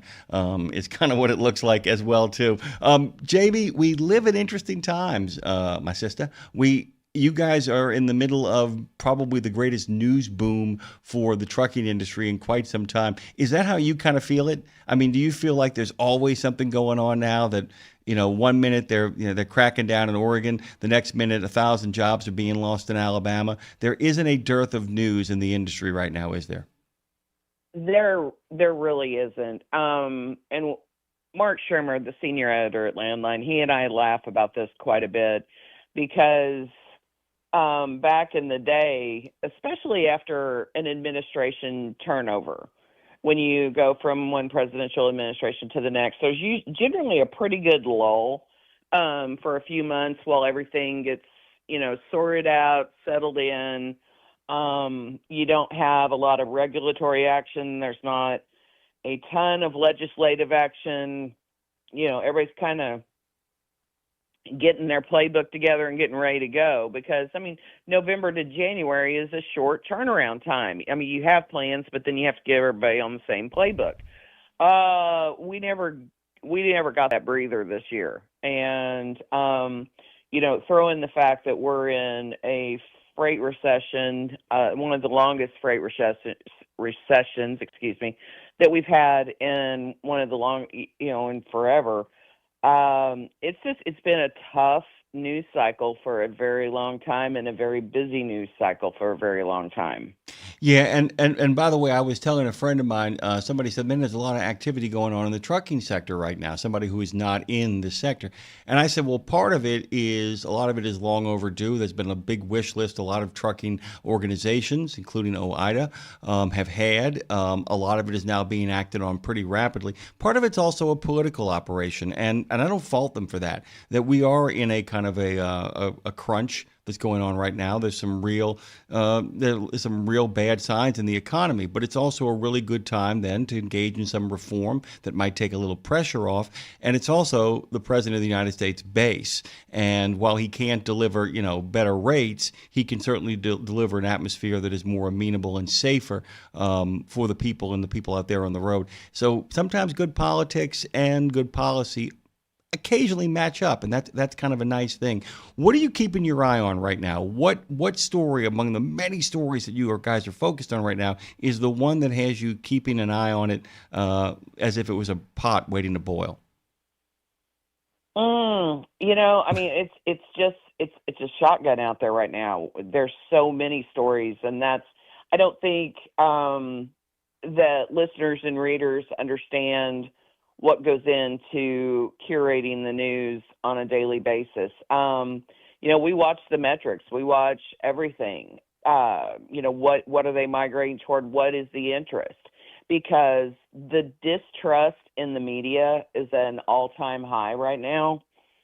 And whether we want to believe it or not, we are considered part of that media. We're not mainstream, we're niche. But it's really important to us to connect with readers on what matters most to them. And right now, it's all about English language proficiency, CDL scams, non-domiciled CDLs. That's the hot button issue right now. So we are definitely watching all of that. And then, you always have to be careful, though, because, and I'm not saying this to be mean or anything, but it is an opportunistic time for lawmakers to introduce legislation that may or may not do anything. So you can't just, because they say they're going after non-doms, is it really or is it not? We have to be careful and just make sure that everything that we're reporting is spot on and that we know the whole story before we go with it. Yeah, and the other thing, boy, you hit the nail on there. That's kind of my feeling about all of this, Jamie. And I was telling Dre at the top of the show, we actually were sharing portions of Mark Schwemmer's story about the English proficiency violations and unsafe carriers. We talked about non-domiciled as well. If, in fact, they're just targeting the people who have the non-domiciled CDLs. If they're just targeting the people who aren't English proficient, that's one thing. If they're actually going after the carriers and the people behind the desk and sending them a message that if you do this, you will pay the penalty, not just at losing your business, but that you may be looking at fines and jail time, that's when we know something really has teeth. That's pretty fair, right? That would be great. I haven't seen any movement on that front other than the guidance that tells motor carriers that they need to be watching out for drivers who cannot comply with the English proficiency regulation. But I think the petition from Natasha that really targets catching them at the licensing level, at the school level, people who will not be able to comply, that's where we'll see some real action. And frankly, it keeps them safe because it doesn't put them on the road immediately in non-compliance with the regulations. It keeps other people safer. And that's just the smartest place to start all this is, do you get a CDL if you're not able to comply to begin with?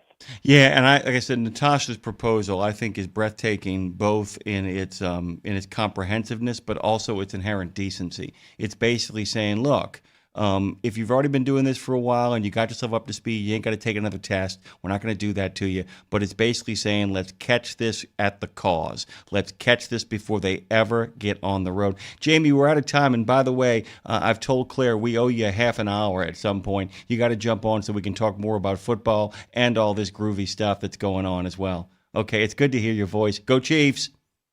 Go Chiefs!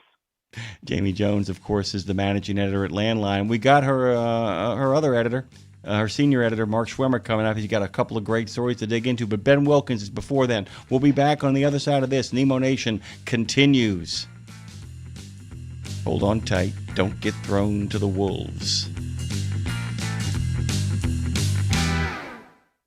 Pro drivers, say hello to your perfect fuel stop, Racetrack. Perfect as in hello, everything you need on the go. Oh, hi there, dedicated truck lanes. What's up, hot and delicious grab-and-go food? And hello, cat scales, clean restrooms, and large, easy-to-maneuver lots. Racetrack has what you want so you can get in, get out, and get back on the road, turning miles into money. Next time you need to stop, say hello to the fuel stop built for pro drivers. Racetrack, whatever gets you going. The mission of Wreaths Across America is unwavering. Remembering our fallen heroes, honoring those who are currently serving, along with their families, and most importantly, teaching the next generation about the value of freedom. And you can join our mission with a $17 donation that sponsors a fresh Maine Balsam Remembrance Wreath. Each wreath will be laid in honor of a veteran who gave the ultimate sacrifice for our nation. To sponsor your wreath, please visit wreathsacrossamerica.org. That's wreathsacrossamerica.org. And now back to Nemo Nation with Dave Nemo, Jimmy Mack, and of course, Phone Master Dre. Oh, yeah. We got Jimmy Mack, we got Dre, we got friends. We have Nemo Nation live from the Fastport Studios. Hey, by the way, Ben Wilkins is an original member of the reconstituted Road Gang. He, of course, is a cybersecurity principal engineer at NMFTA. He's also a beard guru, just going to say it straight up. He spearheads research initiatives and leads teams dedicated to developing cutting-edge cybersecurity technologies, methodologies, and strategies to safeguard information systems and networks. He is a regular contributor on Nemo Nation, and we are thrilled to have him back. Hey, Ben, good morning. Good morning, man. How are you? I don't have any complaints other than the fact that I don't like the fact that we finally talk about cybersecurity on a national platform when Guy Fieri gets a couple of vodka bottles stolen from him. Other than that, I feel like I'm kind of on top of stuff. I'm kind of going. It was a good story though, man. It's a great reminder. You get what you pay for, wasn't it? I mean, at the end of the day, they didn't do diligence and they got what they paid for. That's kind of my feeling. Yeah, that one had had everything in it. It was all the classic markers that we're seeing in these types of cargo crimes. They did their homework. The bad guys do their homework, and they find those weaknesses. Yeah, and it's funny because it is the perfect confluence. Is that the bad guys did their homework, and we'll call them the good guys. The good guys didn't. There were people, look, at the end of the day, Fieri runs his company, but he trusted some people who tried to do things on the cheap, and that's what you get. You get what you pay for. Speaking of what you pay for, you've got an upcoming cybersecurity conference where, had the guys involved with Fieri's company been attending stuff like this, they might not have had these problems. Tell us about this upcoming conference, would you? Yeah, for sure. So we're going to be down in Austin, Texas, starting October 26th through the 28th.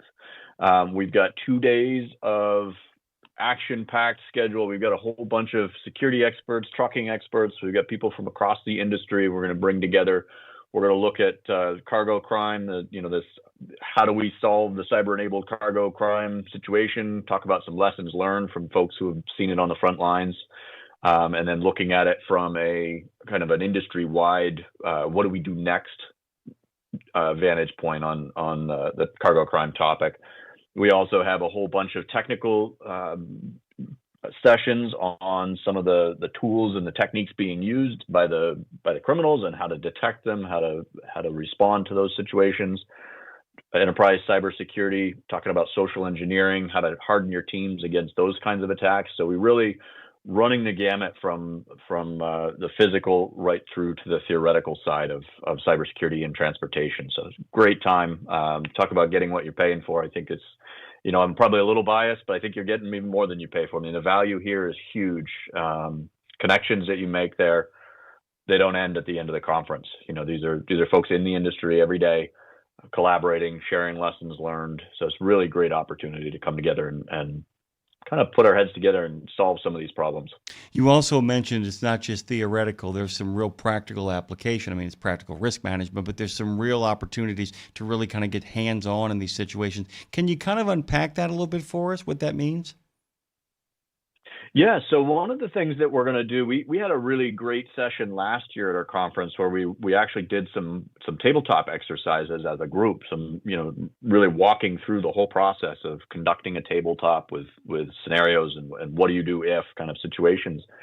And this year we decided to kind of zoom out from that a little bit. When some of the feedback we had was, tabletop exercise is great, but how do I get started with this process in my organization if maybe we've never done this before?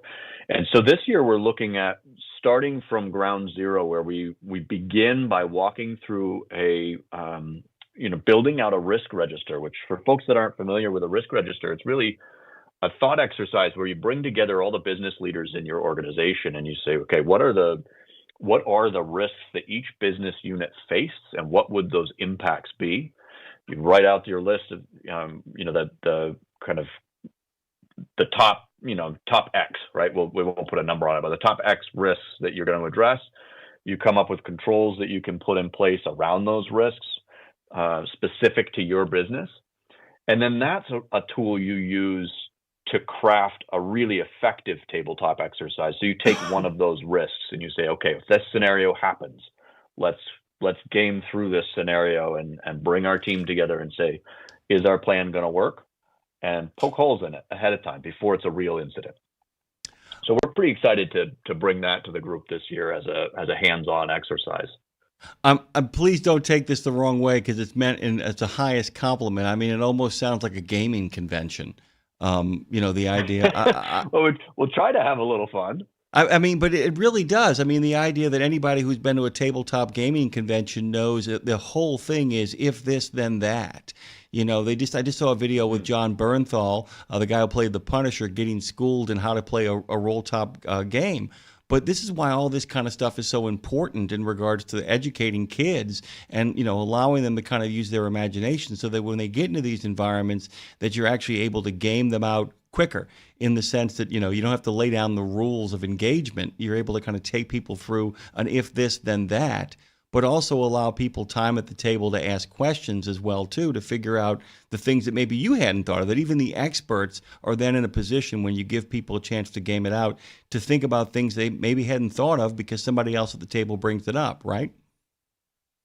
That's one of my favorite parts of these kinds of exercises, to be honest with you, is when somebody asks a question that makes us think, or says, well, what if this happens? Or how about if I consider this? And, that's just because there's, someone's got the title of expert in the field doesn't mean we're done learning. We learn from everybody all the time. And I really think that that's the benefit of these kinds of events is you get exposed to so many different ways of thinking about the problems that, we all can take something away from this. Every single time we have a session like this, or, we have these conferences, everybody takes something away that you learn from the other attendees. So one of the benefits. Yeah, one of my favorite things to do in regards to that kind of activity is I always tell people who have very strong ideological or political views, very strong business views, sometimes very successful ones.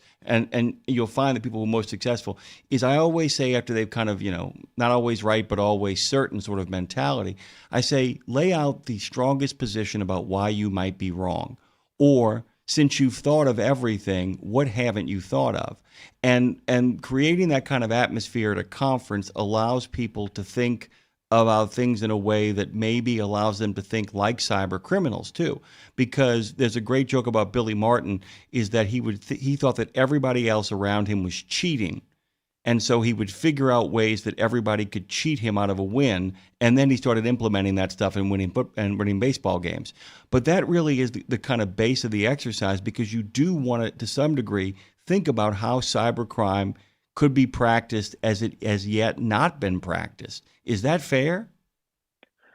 Absolutely. That's really I think one of the most effective ways to function on the defensive side is really to spend a lot of time thinking not by the book and not, what's sort of the status quo. It's thinking, okay, so these are the defenses that we have in place. How would I get around them if I were a bad actor? What is something that we aren't expecting? Because that's how cyber criminals get in. They do the unexpected. They use something in a way that it's not expected to be used. They do a combination of things together that nobody thought of that combination being used together. And so it's a really good opportunity to think like the attacker, or think like your adversary, and try to defeat your own systems as a thought exercise. And it's only going to make you stronger when it comes to defending your organization. So yeah, that's a really, really excellent point. And I think that's the core of effective cyber defense, is thinking like the attacker. Thinking you adopt that attacker mindset, the adversarial mindset, and examine all of your systems, all of your defenses with the thought process of, if I were trying to break this, what would I do? Yeah, and that brings up a final point that I want to give you a chance to kind of explicate on. Is, I know you've been thinking about that, and today is the birthday of the Navy, of all things, and I told our listeners that is the first line of defense of the international supply chain, and you deal with some naval stuff as well too. But I wanted to ask you, in your crystal ball, what are you looking at? What warnings would you send out to our friends out there who own small companies, or who own maybe even bigger companies than that? What kind of warnings? What hasn't been tried yet that you're sure is coming, or what has begun to kind of rear its ugly head that people should be on the lookout for now? Well, it's not anything really novel. The most concerning thing to me is the way social engineering is evolving, and it's not as much technical as it is manipulation of humans, and the tools with which to do that are becoming increasingly accessible and increasingly sophisticated. Impersonation, we see it all the time with, everybody's heard the terms deep fakes, and we see the phishing emails are getting more and more sophisticated and harder to see. The cyber criminals they're starting to realize that our technical defenses are actually pretty good by and large. There's still issues here and there that are occurring, and there always will be. There's always a technical way in if you look hard enough and have the skills and the resources. But the easy way in is always through the people. And what we're seeing a lot of is very sophisticated, manipulative approaches that don't rely on any kind of obvious technical detectable activities, but they're either deep fake voice, deep fake video is obviously starting to be a risk. I think we're only going to see both of those things increase, but it's really sophisticated, manipulative attacks on the human element is I think ultimately our biggest challenge right now, and one I see only accelerating in the near term. I don't know if you heard Cliff Abbott in the last half hour, but he talked about the idea that there are now AI recruiters. And one of the other things that the people who are bringing in the AI recruiters are having to be wary of is the fact that those AI recruiters are actually compiling and selling data, that if people don't read the fine print, that data is getting out there to other carriers. That's bad enough. This is the kind of thing where they get their hands on this kind of stuff, and they get a sense of what I call how to use AI to kind of weasel their way into the human factor, to put an AI phone call, sounds like a human being, and slowly but surely use the funnel technique to talk somebody into giving up really crucial and important information that unravels their whole company. That's the kind of stuff we're talking about, right? Really knowing how to socially manipulate people so that they give up the game. Yeah, and it's these tools that generative AI and these AI agents, they're kind of designed in a way to elicit a positive response or gain a positive interaction experience from the user, right? So they're very, very good at crafting a conversation or responding in a way or steering in a way towards a goal. right? Whether that goal is retention or recruitment or ongoing engagement, whatever that goal is. And if we walk into these kinds of interactions either unwittingly, not necessarily even knowing that it's an AI powered interaction, or without respecting the abilities of these types of algorithms to kind of craft a conversation or craft an interaction, we're really going to open ourselves up to a lot of problems. We're seeing across many industries this kind of almost a fever pitch of trying to adopt AI dash everything, right? So it's like AI this, AI that. These tools are amazing. These tools are incredibly powerful.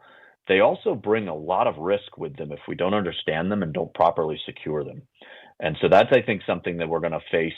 Transportation is going to face it, but society at large, every industry is facing this challenge of how do we adopt these tools responsibly, ethically, safely, and securely into our operations and into our workflows. Because, if we just rush to bolt these things into our processes and add these to our existing systems or deploy new systems without really understanding what that risk is and what the long-term ramifications are, we're going to have a lot of cleanup to do on the back end. I think that's something just to throw a caution flag out there. I'm a big proponent of a lot of these tools. I think they're amazing. I think we should go into them with our eyes open, do our due diligence, and make sure we're doing it securely. They're a tool, not a crutch. And Ben Wilkins has joined us this morning. Really quickly before we shuffle out of here, let people know where they can get more information on the cybersecurity conference, by the way, coming October 26th through the 28th. Absolutely. Yeah, you can come out to our website, nmfta.org/cybersecurity. We've got a lot of links on there, registration, schedule, list of the speakers, all of that. Ben, I will tell Dave when he finally gets in here. He had a long trip this weekend, had to get back from Tuscaloosa. He'll be arriving a little bit later, but he sends his regards. Thank you so much for making the time, my friend. All right, man. You bet. Good to talk to you. Good to talk to you as well. We're going to pivot here really quickly to another portion of Nemo Nation and let the ball keep on rolling down the road.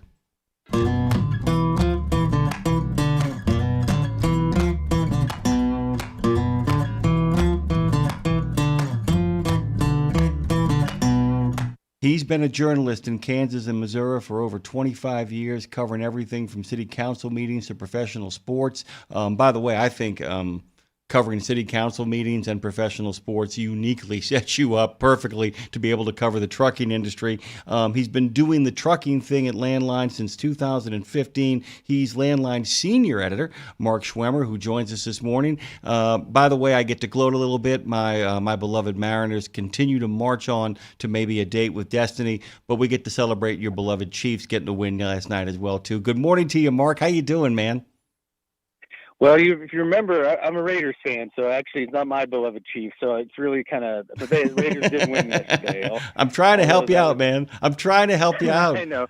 But I will tell you, I'm rooting for the Mariners all the way now at this point with the Royals, not making the playoffs or whatever. I've been rooting for them. Cam Raleigh is a great story, and I hope he wins MVP. I do too, and I think if there was any question about it being him or Judge, I think the playoffs have kind of ended that conversation with a thunderclap. And I have to tell you, man, they might as well call the Mariners the cardiac kids at this point, because can't they just have a game where they just race somebody from the field? I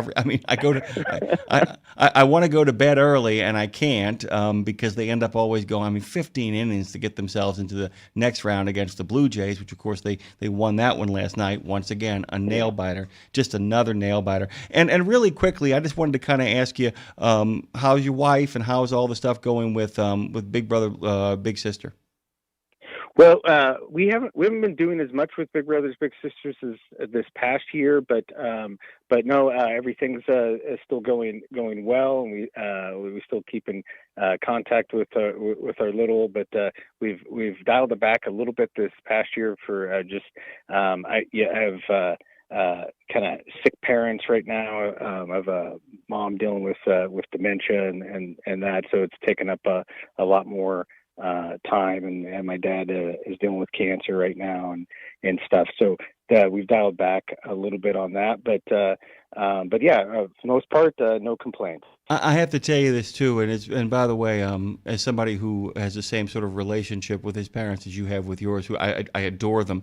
As people get older, that's just the thing. And also, you guys have been what I would call truck ton busy. Over at Landline. Jamie and I are just talking about this. I mean, you guys are literally, be careful what you wish for, because as the Chinese say, you live in interesting times. We opened up the show this morning before our first guest got here talking about your editorial piece about the English proficiency situation, and I was hoping you'd have a little bit of time to kind of talk about that as well, because, man, I don't know how you guys cover everything or keep straight what you have to cover. I have not seen a blitzkrieg of news like this since I started this job. Is that kind of your feeling as well? Oh, 100%. And it's one of those things that's interesting because, like you said, I've been here about 10 years now, and I've been doing kind of the regulatory beat for maybe 7 or 8. I'm not for sure exactly at what point I kind of switched over to that. But so often it was, if a lot of rulemakings were coming up, if a lot of things were showing up on the Federal Register, then that beat was really busy. And if that dried up, then the beat was less busy, and I had to be kind of searching for things in different stories. Well, the thing that's interesting about the last several months is obviously the Trump administration has been big on less regulation, and I think so. You don't see that much really popping up on the Federal Register, but that doesn't mean that I've been less busy or really having to search for things. I mean, I every day I come in, I have a list of 4 or 5 things that I need to get to, and then you get to you check off 1 or 2, and then 3 more get added to that list, and you keep on rolling that way. Is the way I felt like it's been basically since January, or maybe even a little bit before that. It's been definitely a busy time, and you mentioned the article that I wrote in press. Obviously, there's been a lot of focus and a lot of attention there, and so many readers and drivers, talking and asking about that issue. It's also a great reminder, too, because, just because there's no new regulation, when you're in the middle of dismantling a regulatory situation, that in and of itself and the consequences, unintended consequences, successes, and struggles of such an effort often kind of become news unto themselves. The other thing is, too, the editorial you wrote, which, guys, by the way, we kind of covered in the beginning, but I'll go back again and quickly say it, that it turns out that companies that are actually in large-scale violation of the English language proficiency are less safe. And it's not a shocker. It's one of those things, too, though, that it didn't become clear until people started kind of looking at this. We're also not just looking at the deregulation, but also people often say there ought to be a law. Well, there are places where there are laws. This FMCSA and this DOT are simply choosing to enforce them now. And that's really what's kind of happening, correct? Yeah, and it says when you look at English language proficiency, it's been on the books for a long, long time, and it just wasn't being enforced. CVSA wasn't doing the out of service order that's been brought back. So we, you're looking at it. But I think the big thing, like what I was kind of looking at with this, is that I don't think it's a big surprise that, like you said, that there's a link, but I think it's also like, why is there a link? And it's the fact that if you can't read those electronic highway signs down the road, and if you can't, have a conversation with a law enforcement officer and take directions, you're likely going to be less safe. But really, I think what was interesting to me about that study, it's yes, it's that's going to be less safe on its own. But these motor carriers that are willing to look the other way for that regulation are also probably not going to be the ones that are going to be the quickest to make sure that the vehicle maintenance is maintained and that everything's in working order. So if they're going to cut corners in that area, they're going to cut corners probably in a lot of areas. And I think that that's what this study has kind of shown. And I think there was it was 3 different areas, more just overall dangerous driving, also even hours of service compliance. So the ones that are going to kind of look the other direction on that are going to probably look the direction in other ways as well. And, with this ELP, obviously I know that if you got a driver that is violating it, that people are frustrated over that, but we really do, I think in both ways, need to have the attention more on, okay, if they shouldn't have received a CDL, why did they receive a CDL in the first place? So we need to be, the anger needs to be directed there. And then it also needs to be directed at the carriers that are looking the other way and giving the keys to somebody who they should know probably is not equipped to be, doing over the road, cross country driving if they can't even have a full conversation and read electronic or road signs. By the way, you remember Benjamin Bratton's famous broken windows theory, right, for crime? No, go ahead. Yeah, Bratton. It's basically everybody likes to give Rudy Giuliani credit for cleaning up New York. The truth of the matter was it started before him with their police commissioner Benjamin Bratton, who said if you were in a neighborhood and the windows in that neighborhood were broken, you could probably promise yourself that it was a high crime area. That broken windows usually suggest it was a bigger problem, and in many ways, what you've written here is the broken windows theory. That the ELP is the canary in the coal mine. That if you see a company that has a lot of people who can't pass that proficiency, you bet your bottom dollar that the violations are probably stacking up and piling up in all kinds of different directions. And it's also a really good way of saying, oh, you guys can't speak English? You have no concern for that? Let's take a look at the rest of your operation. It's really a great gateway kind of piece of evidence that tells people, we're going to take a longer look at you. That's kind of what we're talking about here, right? Yeah, and I think the other thing is too, with so many of these things when we talk about safety, is like, what are they paying these drivers too? And if we're looking the other way, and they're willing to do that because maybe they can pay some of these drivers, a little bit less. I think that's some of the issues there too, and that's what these drivers. That are coming over. I mean, in some ways, they're victims in this situation as well. And I think we, need to remember that and remember that these unsafe carriers and the CDLs shouldn't even be issued in the first place. And that's where a lot of the frustration and I think anger needs to be directed. I'm completely with you, by the way, and it's a great reminder too that don't forget some of the people who aren't English proficient actually might be here completely legally. Don't forget that, guys. And a lot of these people are just terrified. They're terrified.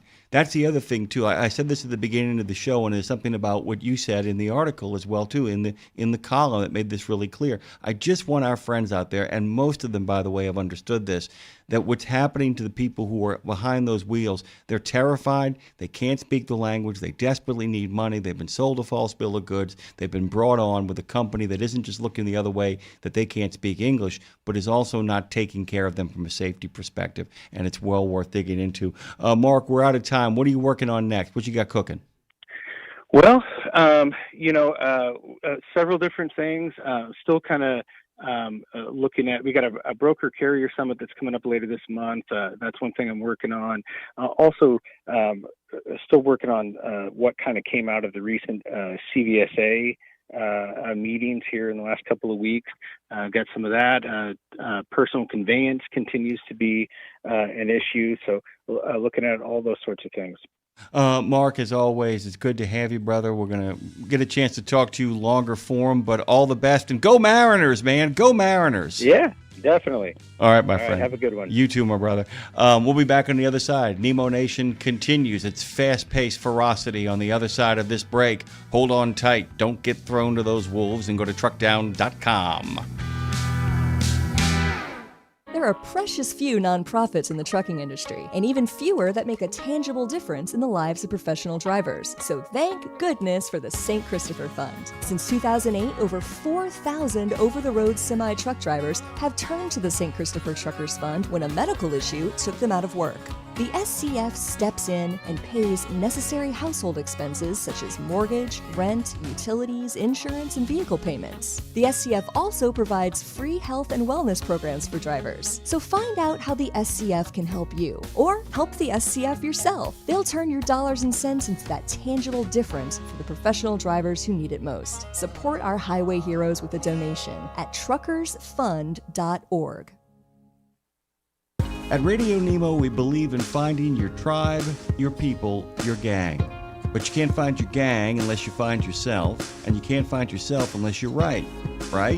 Lindsay Lawler's We Should Write is a podcast about the healing power of writing. It dives deep with creatives of all types to discover how putting a pen to paper helps them work their stuff out, and maybe gives you the permission slip to do the same thing.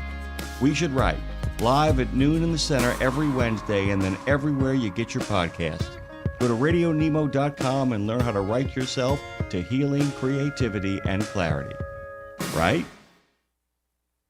In a video game, if you get enough experience, you level up. And when you level up, you gain more skill. And with enough skill, you beat the boss and win the game. Sounds a lot like trucking, doesn't it? Except in trucking, you don't beat the boss, you become the boss. And if you want to be the boss, you gotta meet the boss. And that boss? Carrier's Edge boss, Jane Jezraoui. Want your drivers to level up? Carrier's Edge has the training, comprehensive safety, compliance, and best practices on one website. It's a simple subscription with no contract and no commitment. Learn more. Try it out. Level up. CarriersEdge.com. Hey, come on! We're starting the game! All right, I'm coming. Wait for me. CarriersEdge.com. Live from the I-10 corridor from the Fastport Studios in the city of New Orleans, it's Nemo Nation. Is it not Nemo Nation? Of course it's Nemo Nation. Dwayne Williams actually is joining us this morning. Lots of stuff to kind of dig into. He comes from Peter Stark country, by the way. Our regular contributor once a month, Peter Stark from Missoula, Montana, author of The Last Empty Places. It's a beautiful place, by the way. We've actually had phone calls on this show of people just calling to talk about Montana. Dwayne, by the way, is the executive director of the Montana Trucking Association. You guys can go to mttrucking.org.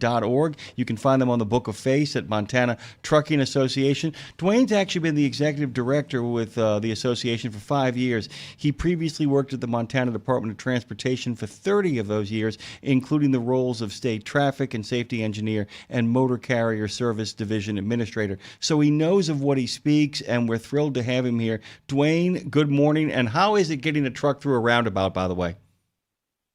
Yeah, good morning.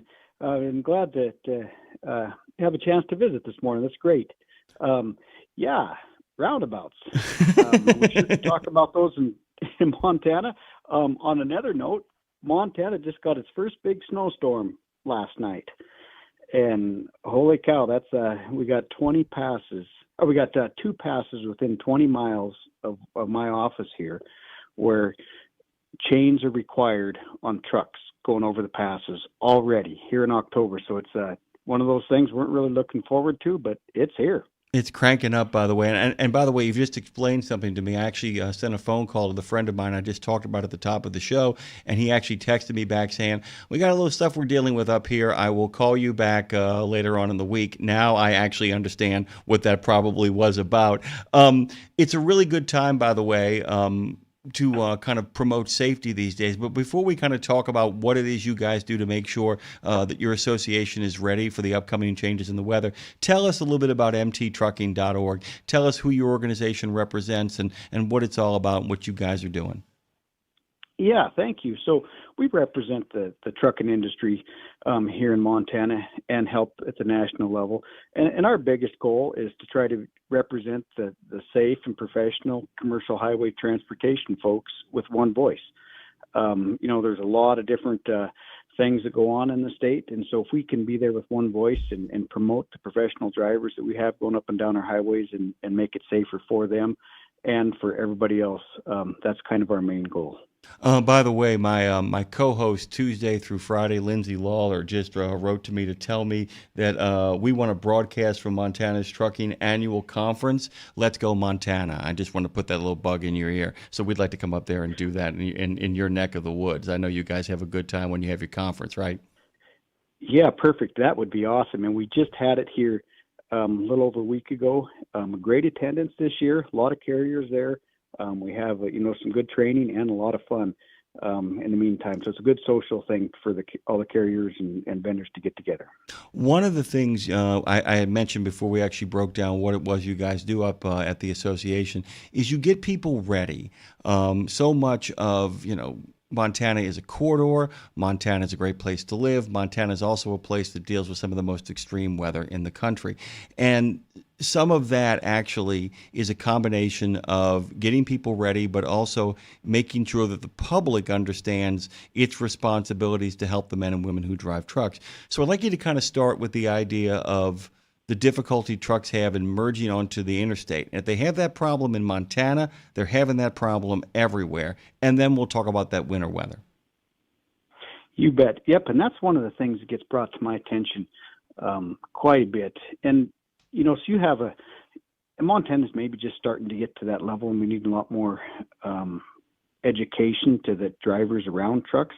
But when you're driving a truck on the interstate, in the driving lane, and a car's coming to merge on, they just think you can pull right over quick and merge. They don't realize that there might be someone on the other side of the truck, and that truck cannot just pull right over.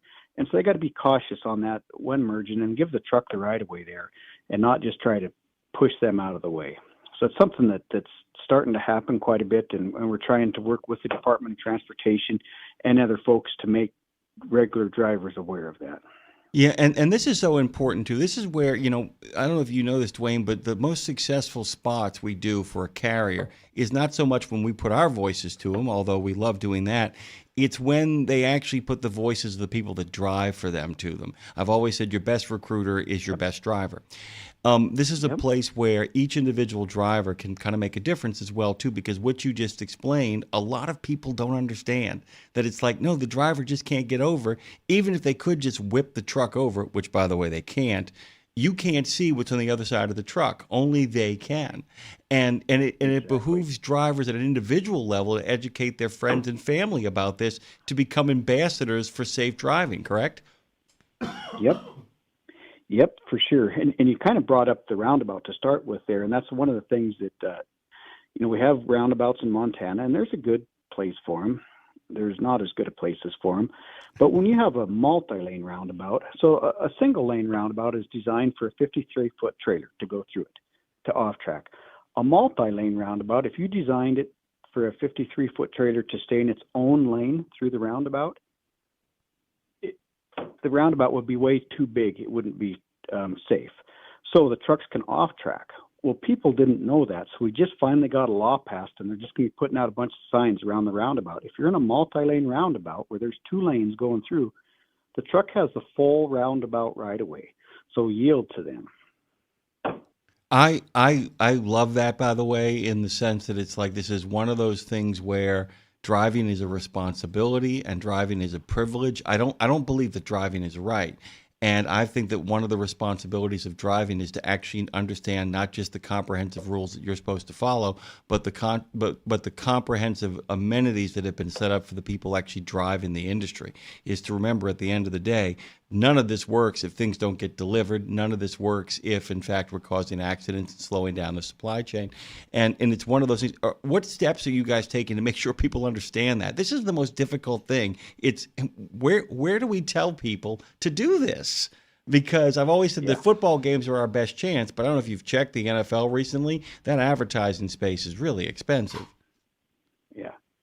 Yep. On the roundabout one, for instance, we are working with the Department of Transportation. They are going to be installing signs right out in front of these multi-lane roundabouts that indicate that if you're towing a truck, if you're towing a trailer, you have the right of way through there. So that's going to be a just-in-time advertisement with a sign entering the roundabouts. That's pretty solid, by the way. Okay, let's pivot here one more time, and then I want to make some time at the end of our conversation so that you can talk about some of the other issues you guys are dealing with over there in Montana. Talk to me a little bit about the upcoming winter driving in Montana. I know you guys got hit with that snow a little bit earlier, but you guys know how to handle this. How do you guys make sure that the people who drive trucks through your state understand what is required of them to actually make it to the other side through sometimes snowy passes, if in fact they're going to make their way through there at all?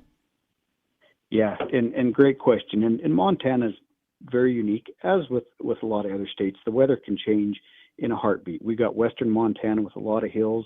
We got eastern Montana, maybe not as many hills, but a lot of wind. We actually have about 28 passes in Montana where chains could be required.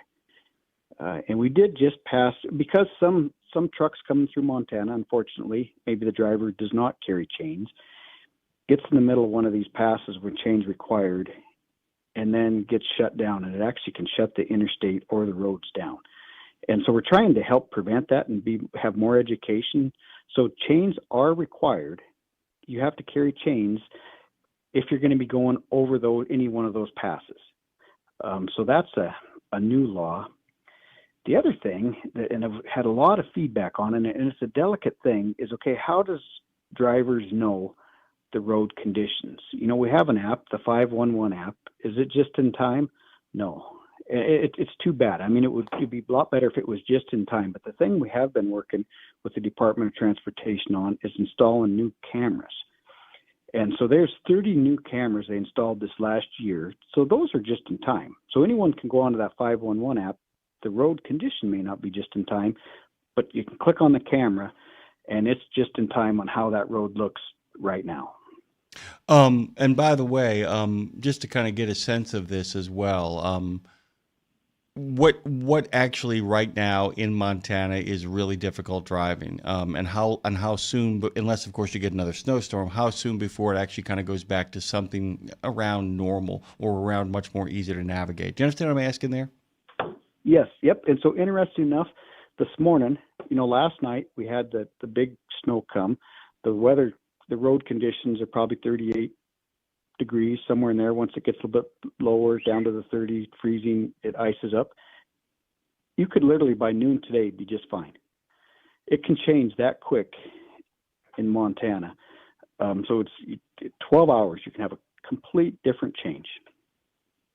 Yeah, and that, like I said, that's the biggest thing too. That's about kind of being aware of your surroundings and kind of also kind of staying up with the 511, but also kind of making sure that you kind of hook into these cameras and become aware of all that kind of stuff floating around. I wanted to kind of leave some space open here for you at the end, Dwayne. Dwayne, of course, is from the Montana Trucking Association. He's a head honcho over there. What do you guys? What's on your mind these days? What actually? Because you guys do so much of what you do is about terrain, is about weather, is about being essentially a corridor in many directions to a lot of different parts of the country. But what are you guys really looking at? What's high on the agenda for you guys in regards to the legislation that is happening inside your state and around the country, and to any of the issues your drivers are dealing with? Yeah, and that's an interesting question, and one that kind of changes, throughout time. Obviously the safe drivers, and making sure that the non-English speaking or that bad carriers aren't hiring some of these and then undercutting rates of the good carriers, the whole cargo theft. There's just a lot of those things that are both at Montana and at the national level that are causing concerns, and hopefully we can find some way to push those forward and be better. The other thing is we just promote the great drivers in our industry. They are professionals. And without them, as you mentioned earlier, we wouldn't have groceries on our store. We wouldn't have parking lots paved. So the trucking industry is just amazing. They're heroes. They're my heroes. And anything we can do to help represent them is just what we're all about. Dwayne, before we actually shuffle off this radio coil with you, I was kind of curious, what do you do for fun? I mean, you're up there in Montana, and like I said, I've got friends up there. I spent some time up there. I used to live in the state of Washington, and we would actually go over there from time to time. What's a good time for Dwayne? I mean, how do you get a little R&R, and given how busy you are representing all those good men and women driving? What's fun for Dwayne? And there's a lot of different things. That's what makes Montana fun, from snow skiing in the winter.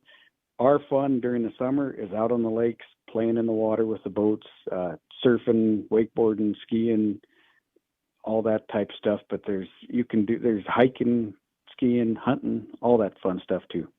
Guys, go to mttrucking.org. Dwayne, thank you so much. It's good to dig in with you. Anytime anything comes up that's important to you, your members, or on a national level, you reach out to Claire Marie, and we'll find the time and space to make time for you anytime. Okay?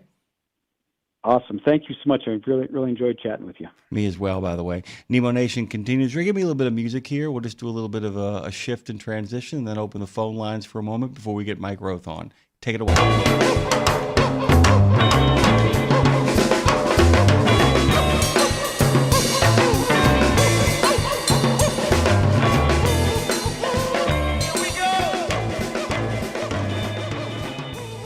Eugene Malero usually joins us about once a month. He is on assignment. We wish him well. We'll be fitting him in at another time. Mike Roth will be here in short order. Have a little bit of time on the phones at 615-292-6366 if you guys want to jump in. Ooh, sorry, I just wanted to do it. 615-292-NEMO. Our good friend LaRue is actually listening, sending me messages as well. Would love, actually, by the way.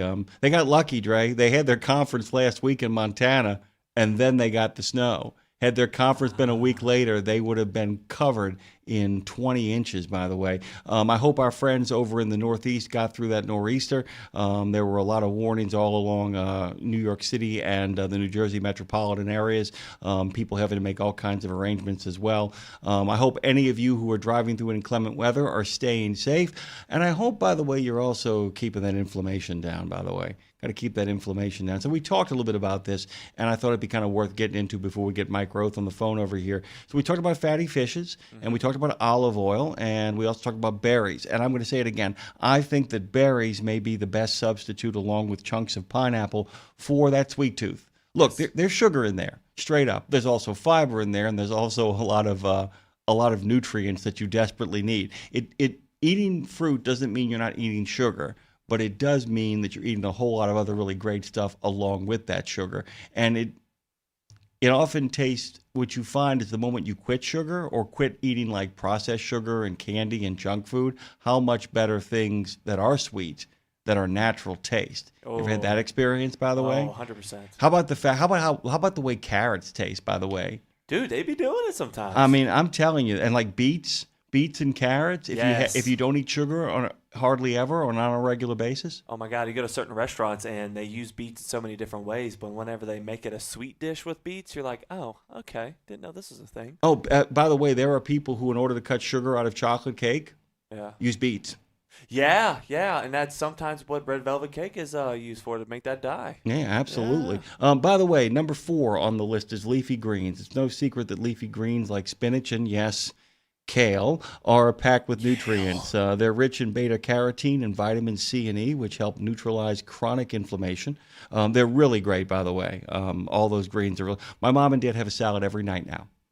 That's a big thing, and often, nice. and often every night they have a salad. My mom makes a really delicious salad, really kind of photogenic salad. You know, the photogenic salad. She makes a lot of the photogenic salads. They're high in dietary fiber, which of course can improve gut health, which actually is tied really into inflammation.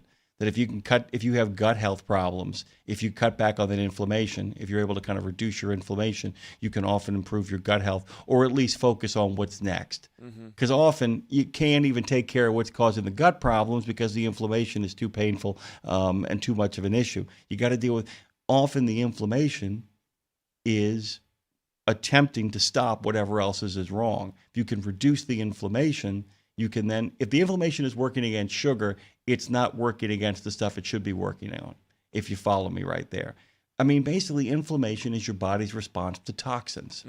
Your body is doing what it should be doing. It's trying to work out those toxins. You just flooded your body with so many toxins, so many salts, so many sugars, so many foods that are just empty calories that it can't even get to the business of what it has to take care of. And sometimes that's gut health, by the way.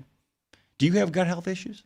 I did for a while. As you know, back in the day when we were on our previous platform, here and there, it was hard for me to get up or be able to do things that I couldn't really normally do. And with that schedule, being able to do the meals that I needed for my gut, because I had a situation where I went about 7 months on a vegan diet just to cleanse my whole body. And then whenever I got back and came back to the regular, I did it smart. I knew what I needed to cut out, certain lactose, certain things that made my gut just become where it was like, hey, you need to chill out. And now I got a more understanding with my gut. You know what the biggest problem with the keto and the Atkins diet were?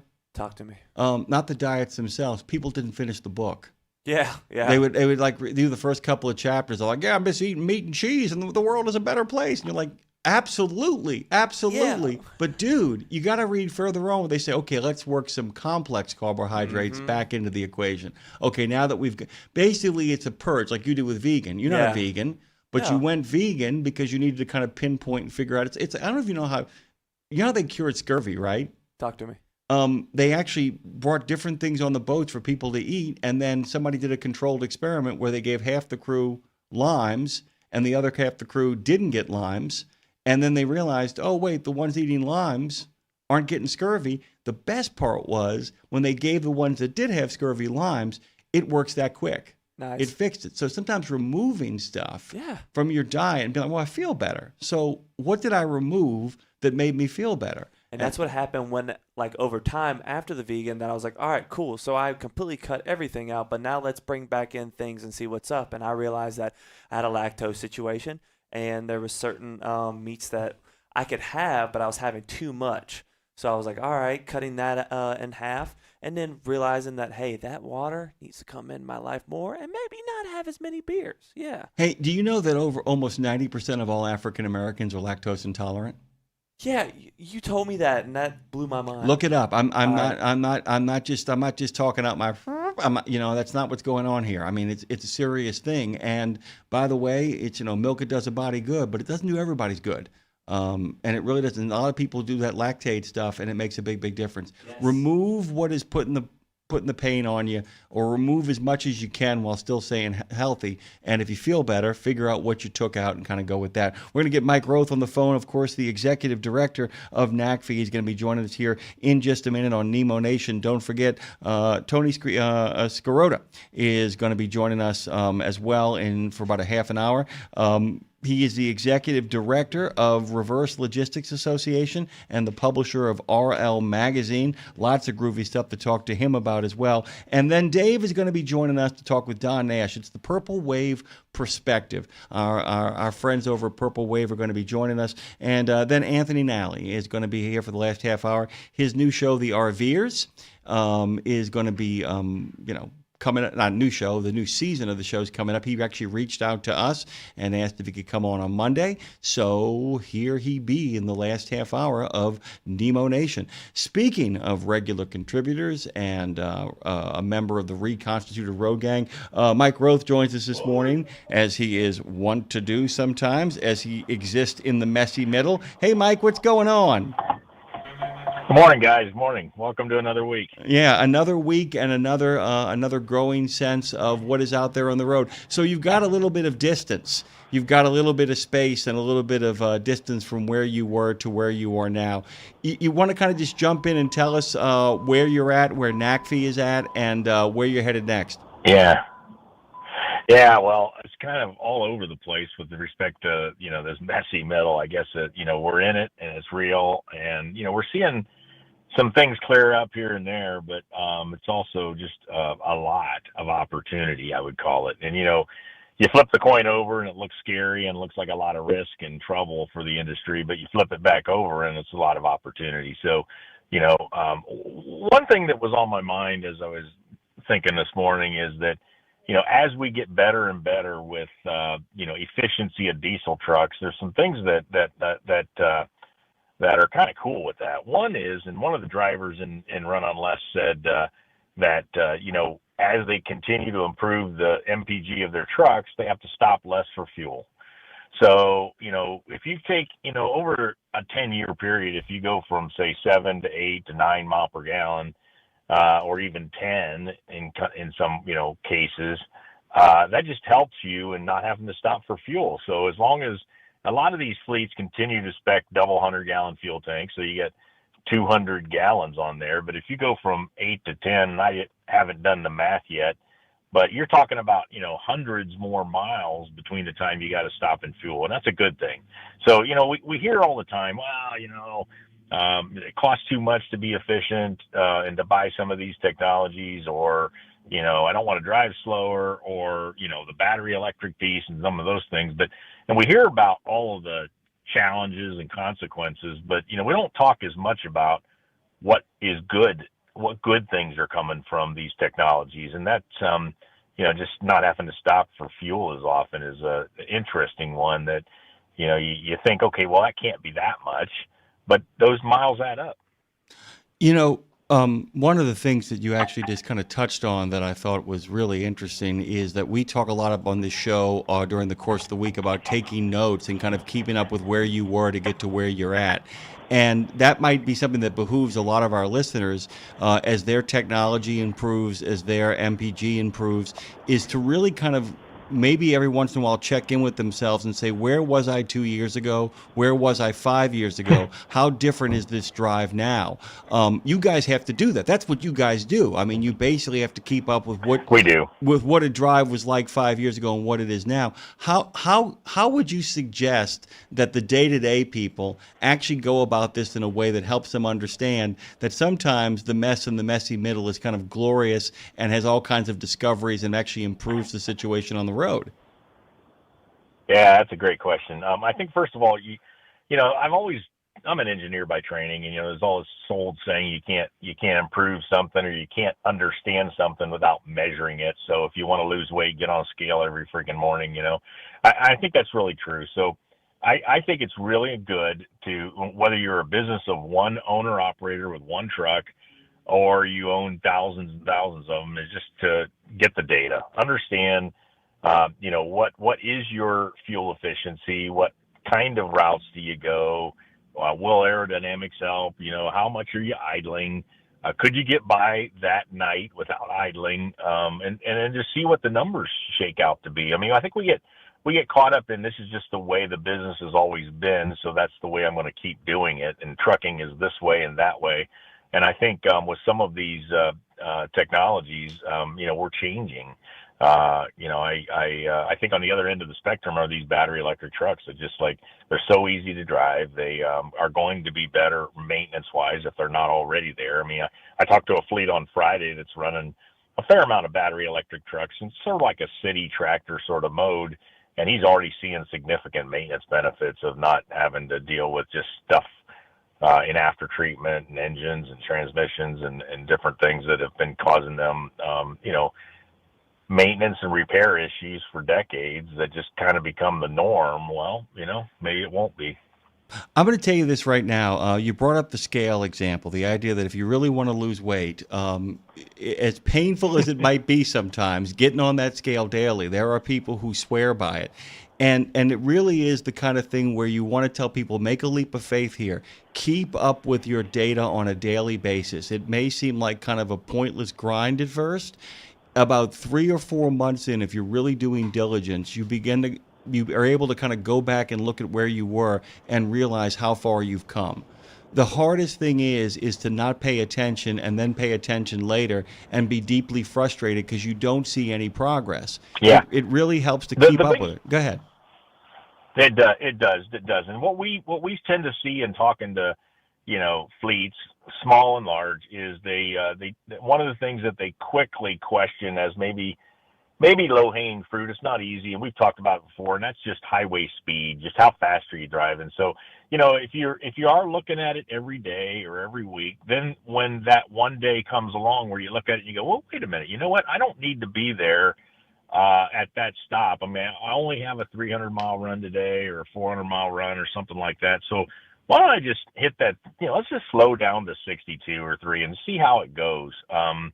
And so I think if we're constantly watching the numbers, those opportunities or actions then start to show up, and or whether not idling in a night or something, and those little things add up. And yeah, maybe weight, exercise, diet, and measuring the scales is a pretty good analogy for some of this, I think. Oh, no, I think it's actually perfect. It made me think of another one. By the way, people start like getting on the scale on a regular basis. They work a little more because they want to see more results. And at some point they say, hey, I'm just going to chew slower and see how that kind of turns out. And then they add the next thing and the next thing and the next thing, Mike. And suddenly they're out of the messy middle and they actually realize that it's often better to feel thin than it is to enjoy a piece of candy. Mike Roth has joined us this morning. He's got more than one piece of candy for us. Guys, go to NACFI. Go to NACFI.com. Am I getting that right? It's NACFI.org or .com? It's NACFI.org and runonless.com. So it's a little tricky. I always flip it back up there, Mike. It's always good to have you. Dave is actually making his way into studio now. He asked me to send you his best. Thank you for being here with us on a regular basis, and keep giving us any information you have that you feel is pertinent, my friend. Yeah. Late next week, we're planning a press release with some data and some information. So soon I'll have a little bit more formal stuff to talk to you about. Thank you. Thank you, sir. And we're out. Tony's coming up next. Look busy.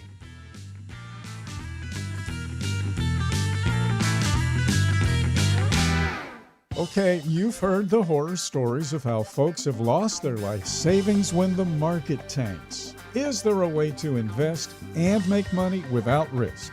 Believe it or not, yes. Since 1995, Americans who cannot afford to lose their investments have used fixed index annuities. You get guaranteed income and protection from market downturns. It's a win-win for you and your future. And to learn more, dial pound 250. Use the keyword Truckers Wealth to get in touch with them today.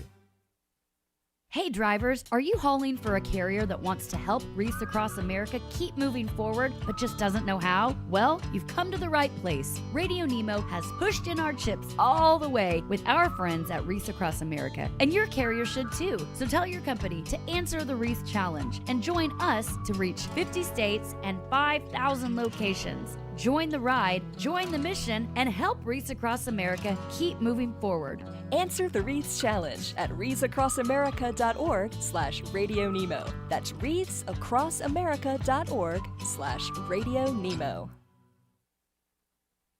Pro drivers, say hello to your perfect fuel stop, Racetrack. Perfect as in hello, everything you need on the go. Oh, hi there, dedicated truck lanes. What's up, hot and delicious grab-and-go food? And hello, cat scales, clean restrooms, and large, easy-to-maneuver lots. Racetrack has what you want so you can get in, get out, and get back on the road, turning miles into money. Next time you need to stop, say hello to the fuel stop built for pro drivers. Racetrack, whatever gets you going. Buckle up, because we're merging back into traffic on Radio Nemo's Nemo Nation.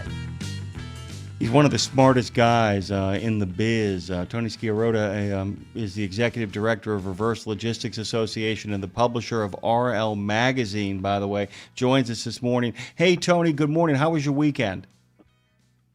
Good morning. The weekend was wonderful here because the weather is good and there was music involved. So that's always great. Yeah, I have to tell you right now, we, as I was telling some of our earlier guests, this is the month of October isn't so much fall in New Orleans as it is return the oxygen to the atmosphere month. So we've actually been in the midst of a nice 75 degrees and dry conditions. It's been really, really great. And it's not football weather, but it ain't suffering either, if you know what I'm saying. Absolutely, yes. It's great. Let's jump in, by the way, and I'm just going to give you a term, and you tell me what it means. Hyper-local. Tell me what that is.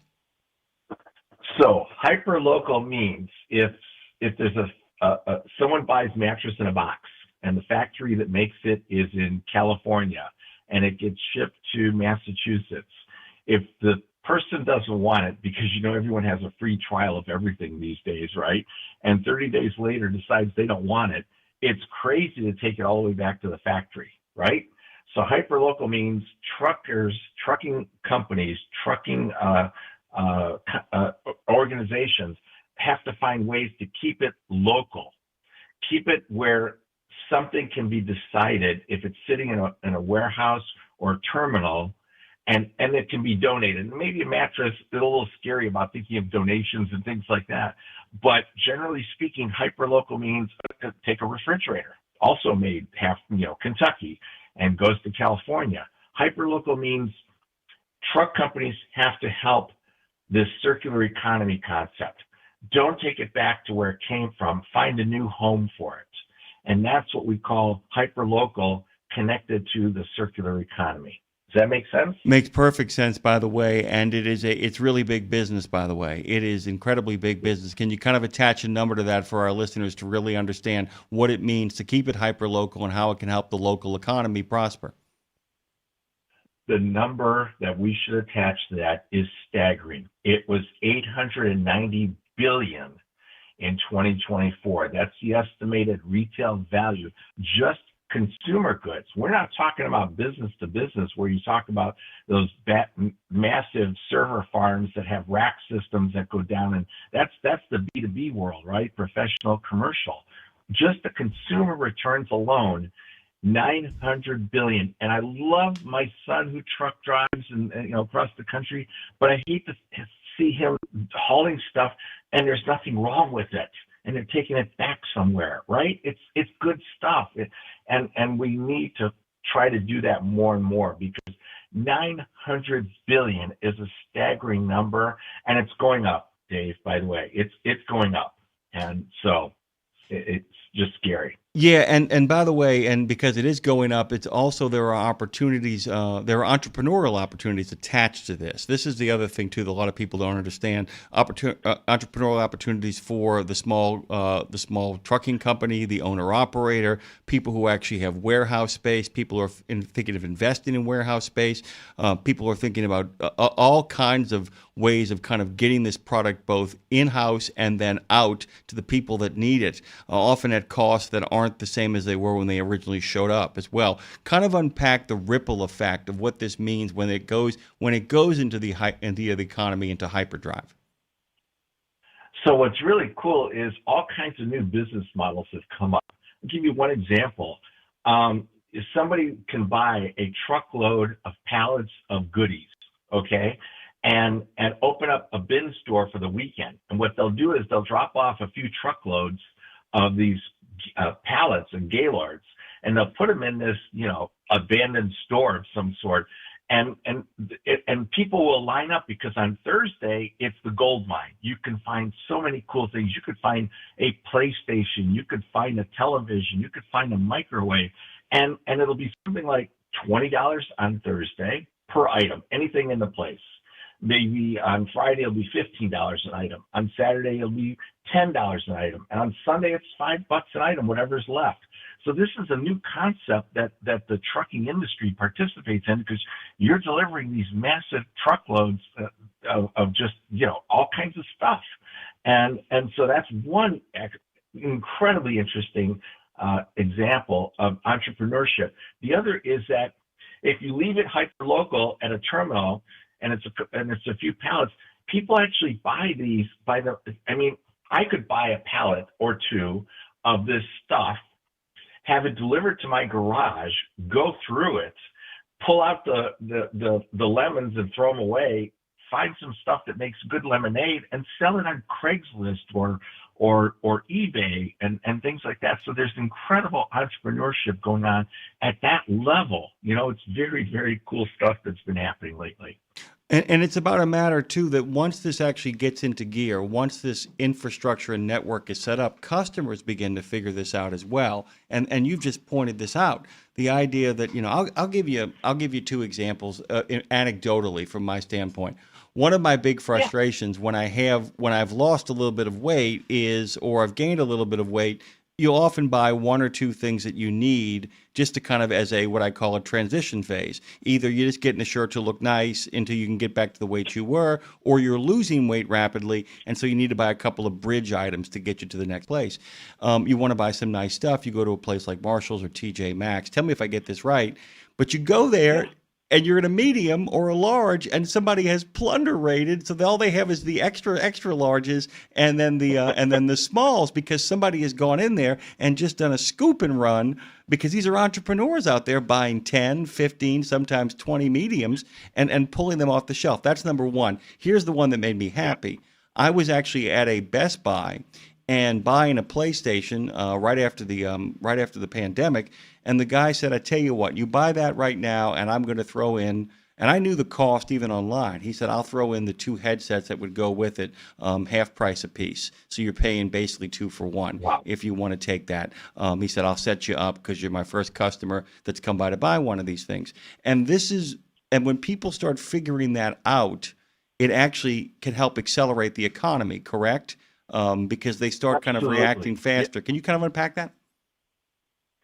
Absolutely. And what happens at Best Buy and select other retailers is if you buy something and you open it, it doesn't fit where you want it, you take it back, they put it back on the shelf and they do a markdown, which is basically what you got. You got a great markdown opportunity on something that maybe was returned or maybe wasn't, and they just cut a good deal. But I love the story about the shirts because it also means let the buyer beware. So when you look on eBay, when you're looking on Craigslist in your local neighborhoods, and by the way, Facebook Marketplace is becoming big, and the other example, that's the small stuff, right, Dave? The small stuff are the shirts. You can put that in an envelope and ship it. But think about things like, you mentioned gaining a couple pounds, losing a couple pounds. That takes exercise equipment. That's really big. That a bicycle, an exercise stationary bicycle, you buy it, you got 30 days to try it. If you don't lose the weight you want, you say, "I want you to take that back." Big truck comes to pick it up. What do they do with that? You can't take it back to the factory. So again, there's all of this entrepreneurial stuff going on. There's organizations that can take that bike and do it locally. It's actually there's one example called ShareTown, and what they do is they pick up. If I've got an SUV, I'm told there's a return. I go pick it up, and then I turn around and resell it, and it's a rev share with the company that makes it, whether it's Peloton or Homex or any of these. And you can cut an agreement with them in this ShareTown sort of situation where I'm going to pick it up for you. You're the man, or the mattress, another example. I'll pick it up for you. I'll sell it, and I'll give you part of the proceeds because you're letting me buy it for 5 cents on a dollar. So there's some really cool stuff going on there. Let's kind of, and we've alluded to this and talked about it, and we talked about the idea of, entrepreneurial energies. Let's talk about the need and opportunities for warehousing, and then we'll get to Gaylord and bin stores. But the idea, so I guess what I'm asking you, and then I know you've got some thoughts on it as well, does it make sense for some people in the entrepreneurial spirit to maybe invest in warehouse space if they want to take the next step, if in fact they have a small trucking company and they want to have space to kind of move stuff like that? I mean, what is the need to kind of invest over there? What are the opportunities? The need is gigantic because, again, it's not just that $900 billion. Think of some of that goes back to the store. And if you think about the trucking companies, the big names, none of them are like, they're not 50 billion in movement in revenue from returns. But if you're a trucking company or entrepreneur, you know where you start, Dave? You probably start with the storage lockers. Okay, you start with a storage locker, you get bigger ones. If you're a truck company and you want to participate in this hyper-local return scenario, then you should look at a small warehouse. And then you're going to find the more clients that you get, the more partners you connect with, the bigger you're going to need a warehouse. But the goal of the warehouse too is to be circular. So it doesn't necessarily have to be massive, even though there's massive returns. It can be reasonably sized because the goal is you're going to put it there and you want to move it within 7 days to 2 weeks. So it's just that image of the circular economy. The return, the truck company picks it up, puts it in their building. They work with the manufacturer to liquidate it over the next 7 days to 2 weeks. And it's great revenue opportunities for everyone because the manufacturer, otherwise the mattress will be thrown away. And you don't want that. You really want to find another use for it, or the refrigerator, or the treadmill, or the stair climber. Any of the major bulky items, they demand, they require, they really should see more hyper-local opportunities. and partnering the truck companies that have warehouse space that want to participate in this. Now you find a network near you. You could even hire an employee to do this and sell it on the Craigslist and Facebook and Nextdoor and all these marketplaces that are growing every day, Dave. It's amazing, the entrepreneurship.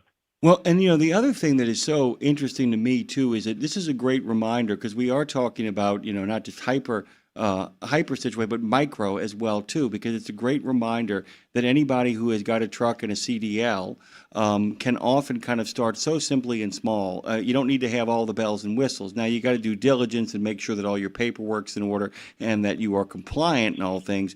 But it's a great reminder that you don't need to begin with outfitting a really, really complex order form website. You can start at Facebook, you can start at Craigslist, you can start a lot of places and begin to kind of build out from there by simply responding to the need and kind of working your way out from there. You go with a storage locker, a reputable space from which to do business online, a reputable truck from which to do business, and then that becomes the foundation to build something that could expand within a $900 billion sort of circular economy, correct?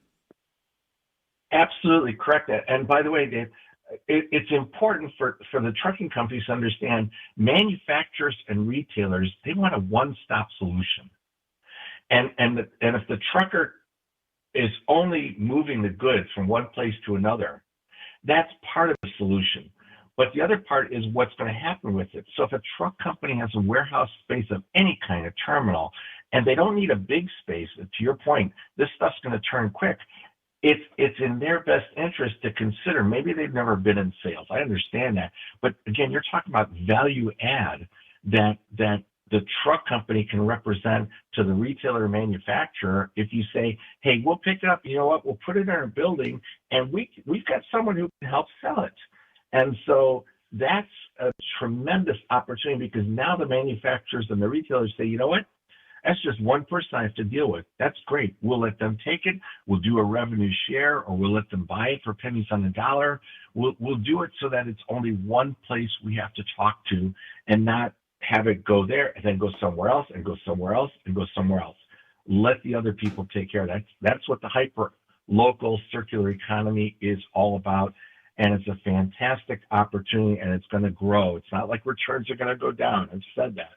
They're not. So the more e-commerce that's going on, of course, that's the real nightmare. I'm about to order some furniture through e-commerce, and I hope it shows up in good shape. But if it doesn't, and I bought it at any of the big e-commerce sites, they're going to have to come and take it back.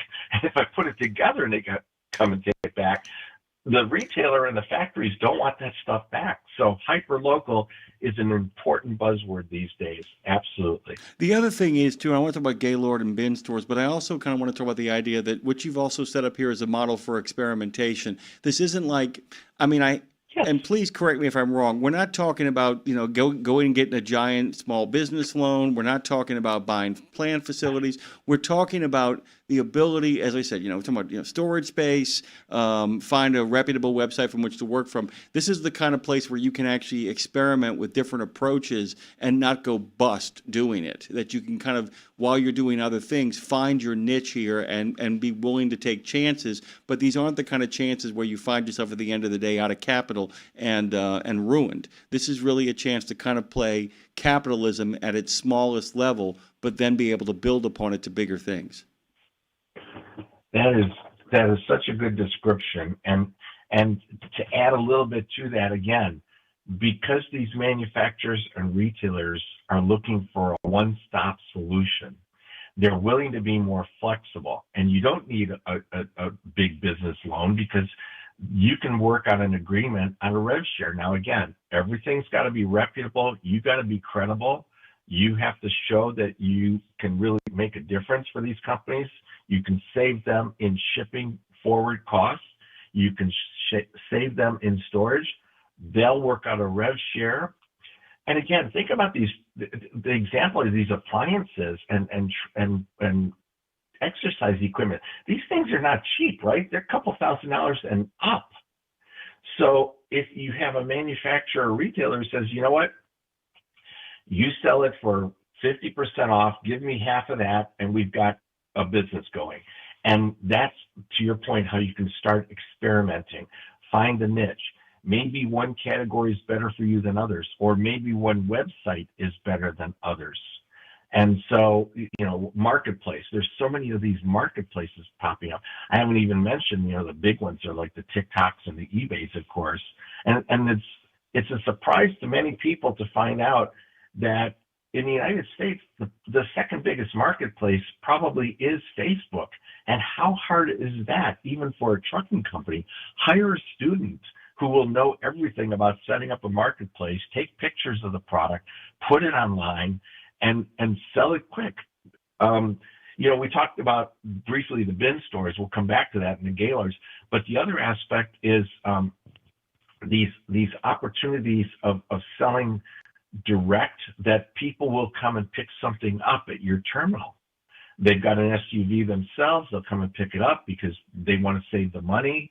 And you can charge them to redeliver it, of course, to their home, especially maybe a refrigerator, but maybe a treadmill is something somebody can pick up in their SUV.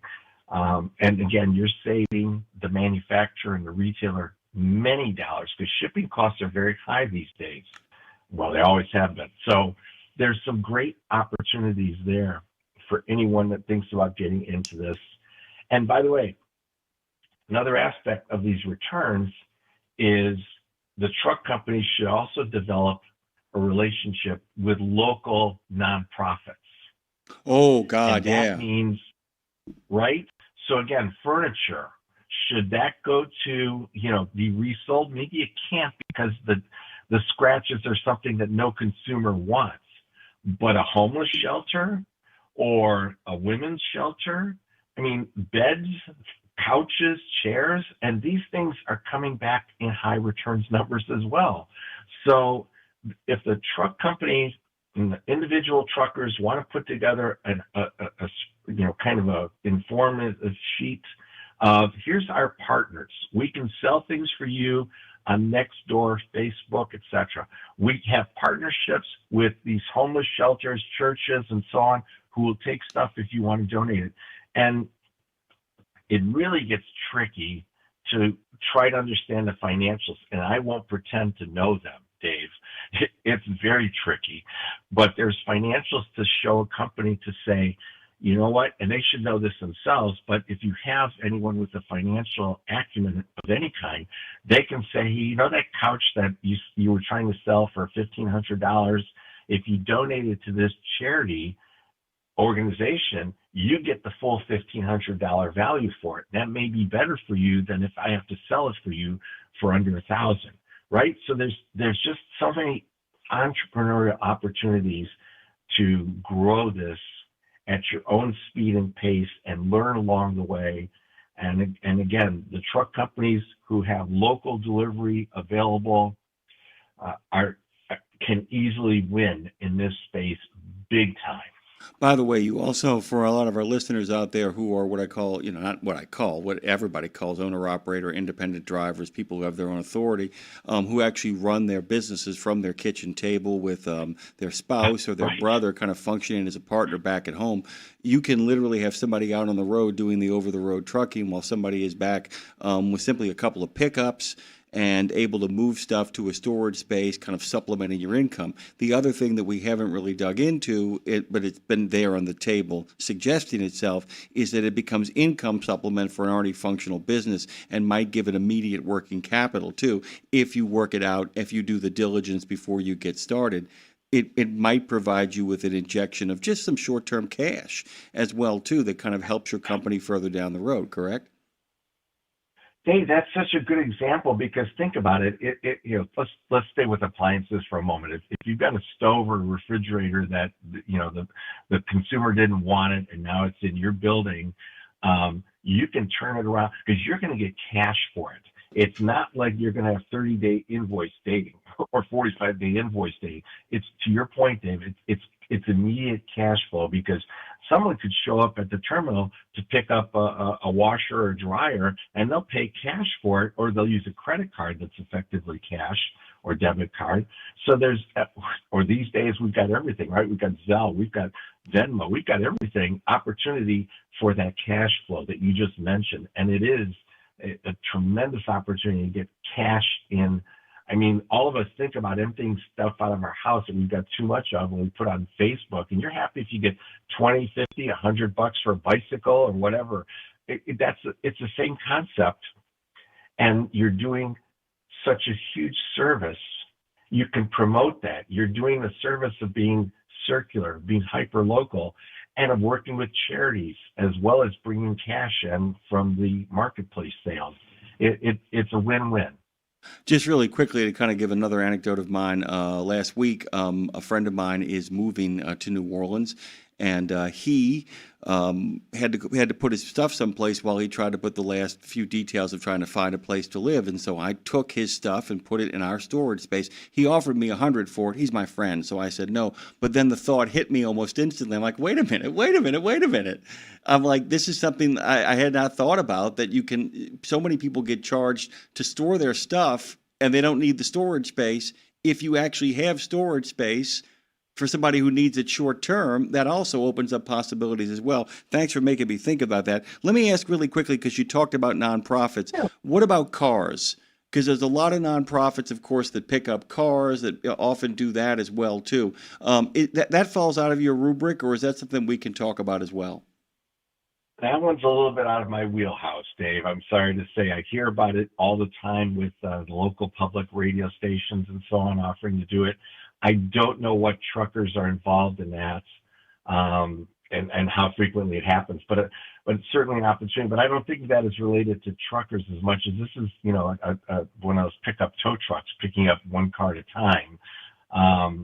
But those are the same relationship, though, would exist if you were to have furniture or these appliances, and even clothing can be donated to this. And if the truck companies, even the local owner operators that you're talking with, they need to find connections, because if they can show they can pick up more stuff and do something with it hyper local, they have more business opportunities. If they start to talk to retailers and manufacturers about, hey, what do you do with your returns?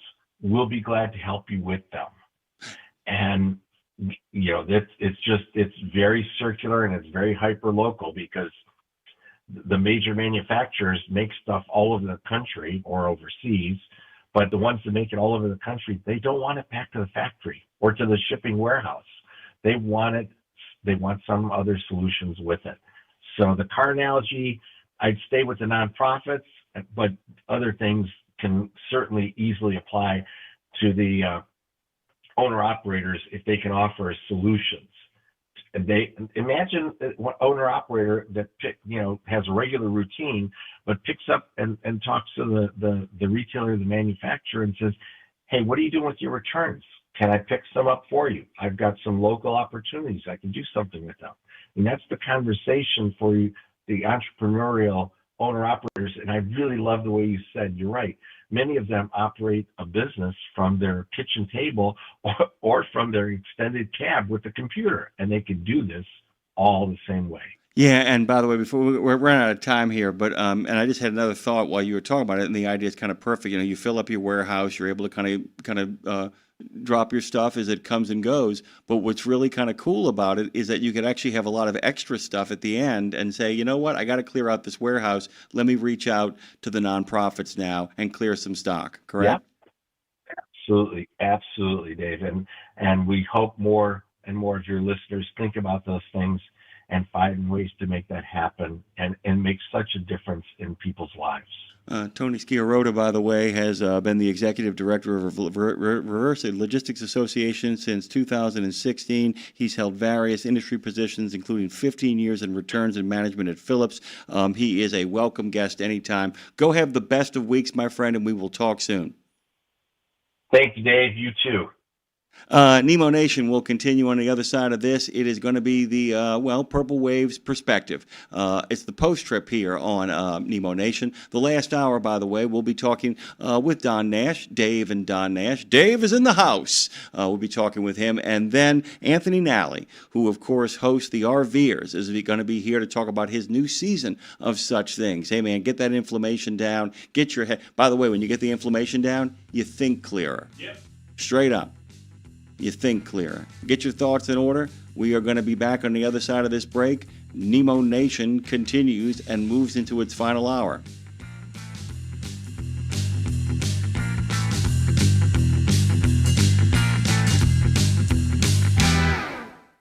Get $25 off on your next preventive maintenance service. Stop by TA Truck Service and save when you choose Castrol oil and a Fleet Guard oil filter. Now through September 30, 2025. Enjoy premium performance with trusted brands. Castrol, protection for the long haul guaranteed. Fleet Guard, run cleaner longer with filtration science. Our ASC certified technicians are ready to deliver expert preventive maintenance and more. TA Truck Service, Castrol, Fleet Guard, your partners in preventive maintenance.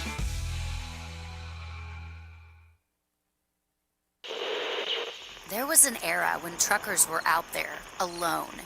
Long rides, dark nights, miles from home. As part of the road gang, though, Dave Nemo helped change all of that. As a voice in the darkness, Dave kept drivers going with music, jokes, and of course, friendship. And if you miss those days, Radio Nemo's got something for you. Nemo's Night Beat puts the gang back together with an hour of trucking tunes and road songs, classic comedy, and those fun factoids that you came to expect. Nemo's Night Beat is Dave at his very best every Monday night at 7 in the Center on iHeart, Odyssey, and Live 365, as well as Tuesday night at 9 on Reese Across America Radio. So head on over to RadioNemo.com and join the gang on the beat. Nemo's Night Beat. Exceptional value and exceptional values. That's Bennett Trucking. A core commitment of faith, family, and freedom has driven Bennett to being the leading provider of innovative, integrated transportation solutions, both at home and abroad. Bennett's values are not just compatible with providing high-paying jobs and unmatched customer service. They're inseparable. If you're looking for an employer or a partner who believes the best business model is being a model citizen, then Bennett Trucking is the place for you. Go to BennettIG.com and find the folks who share your values. Just like a good setup at a punchline, Mac and Cheese delivers the sticky goods. Hey, Mac, you know, oral hygiene is very important for vampires. Too much garlic in the cascateria? You eat enough of that, and you'll get bat breath. That joke sucks. Tune in next time as we shift into fun with Mac and Cheese. Going once, going twice, sold, and welcome to the Purple Wave Perspective, a chance for Dave Nemo and Don Nash to talk market conditions, economic factors, and top challenges. Ultimately, it's about getting the perspective of when to trade and when to maintain. So grab a cup, settle in, and see what's on the auction block. All of it brought to you by PurpleWave.com. And now, here's Dave and Don. Really quickly, Dave is here. Purple Wave Auction is the trusted no-reserve equipment marketplace. Bi-weekly truck and trailer auctions provide countless opportunities to locate the perfect truck to make your job easier or just expand your fleet. All equipment sells to the highest bidder regardless of price. Transparent listings allow you to bid with confidence. PurpleWave.com. They are straight, simple, sold. Good morning, Dave. Good morning, Don. Good morning, Jimmy. Hey, good morning, Don. Dave here. Good morning, Dave. How are you? Fantastic, fantastic. And great to be back here in the studio here this morning, and looking forward to a great discussion with you about some pretty heavy stuff now in terms of what to do, when to do it, how to do it, and maybe why to do it. And what I'm talking about is either buying or selling a truck. Now, we have tariffs, we have taxes, but we're not here to talk about the good, the bad, and the ugly, or the right or the wrongs or the maybes about all of that. But what we're here to talk about is what is actually happening where the rubber meets the road. What about the prices? What about the shifting markets? How fast are things moving? When do you jump in? When do you pull out? timing is everything, and I think that may be a good place to kind of throw you right into the middle of the pile here. For sure, yeah. Timing is paramount in this business, and it's very cyclic for sure. And the timing right now is actually it's a little bit of confusing because you had mentioned the tariffs. I guess all the listeners probably know that there was a tariff that was issued out by the White House to increase the overall build cost of a truck by about 25%. It's a 25% import tax on what we believe to be parts as well as the whole truck. So that's going to impact some other trucks more than others and manufacturers, that's for sure. However, what that has done is probably driven up the price of these used trucks coming into the fall here, coming into the early part of the winter. And historically, that's usually what happens, but I think that might be a catalyst that pushes it a little stronger this year. That, along with the taxes that you mentioned, with the Section 179, they got renewed. If your listeners don't know about that, they need to get brushed up on it because that allows you to write off the full value of that piece of equipment on year one. You don't have to depreciate it over the full year. So basically, you can take that full purchase cost that first year and write it off. That saves you a lot of money on taxes. But always ask your tax provider first. I'm not a tax accountant or anything like that. We just read the tea leaves here on the show, and at work where I'm at to deliver out to the listening audience to let them know what we're seeing in the marketplace. Obviously, taxes are of ultimate importance in terms of the add-on costs of a piece of gear. But let me ask you, Don, some people make moves based on the tax situation, like saving taxes here or paying less taxes there. Taxes obviously have to be on the list. Should they ever be number one on the list? Well, they can be. Okay. For certain, they can be. I'm asking you questions I don't know the answer to, by the way. These are not set up questions, folks, so I don't know nothing. All right. Go ahead, Don. I'm sorry. No, it's fine. That's for purposes in larger businesses, absolutely. That can certainly be a number one driver, whether it's in your procurement with a large fleet, large carriers that are out there. You think, carriers have got 500, 600, 700 trucks or more. The implications of when they purchase and the taxes that are associated with it have significant impacts for it. For example, this year, you would see a lot more of the larger fleets. I've heard chatter from a couple of the larger ones, and I would imagine the rest of them are probably following suit, to make those orders now because they don't get impacted by whether the tariff, and you refer to that as a tax, or the fact that they can write that new purchase off this year if they can get delivery of those trucks inside this year and put them into use, or at least get them onto their property, take delivery of them, then they can get that full write-off. Now that can manage, you can imagine you're buying 200, 300, 400, 500 trucks at a go, and you're saving, or get to write off that full value from that truck on year one. That is a significant savings for a lot of these larger fleets, and their scale of business allows them to do that. On the smaller side, your owner-operator carriers, that can drive too. I mean, it can be actually a larger impact on your tax bill at the end of the year because you're able to deduct the entire cost of that against whatever earnings that you had, plus anything else that you itemized through your taxes. So those taxes can be number one. But I would imagine there always should be in the top three about when and where and why to make the moves on your equipment, outside of the fact of just the use and time to replace the equipment because of wear and tear or for whatever other reasons you have on your normal fleet replacement. Okay, I'm going to circle back now to taxes as being, if not number one, maybe 1B on the list. And what I'm talking about here now is new trucks and trailers, for that matter, and the federal excise tax. And for years, we've had folks from the National Truck Dealers Association on the show talking about the federal excise tax and how it's a deterrent for a lot of fleets in terms of, well, how do we do that? Used trucks have another tax consideration as well, but not as critical. But if the tariffs are going to make the new trucks go up in terms of price more, so if something new goes up in price, something used goes up in price, right? That is correct. That's normally the law of economics there on the macro scale for sure. you think about COVID. When we had COVID impacted, we couldn't get trucks, right? The assembly lines were shut down. You couldn't get parts in.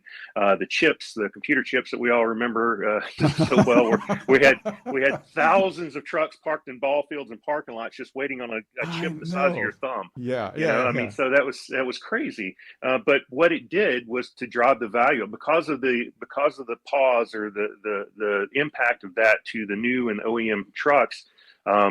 That drove up the value of those used trucks. We're probably going to see the same thing. I mean, if I'm a betting man, and I do a little bit on the side for football, but I've been doing terrible at that this year. That I would see that this year as well as with these trucks, simply because you're exactly right, Dave.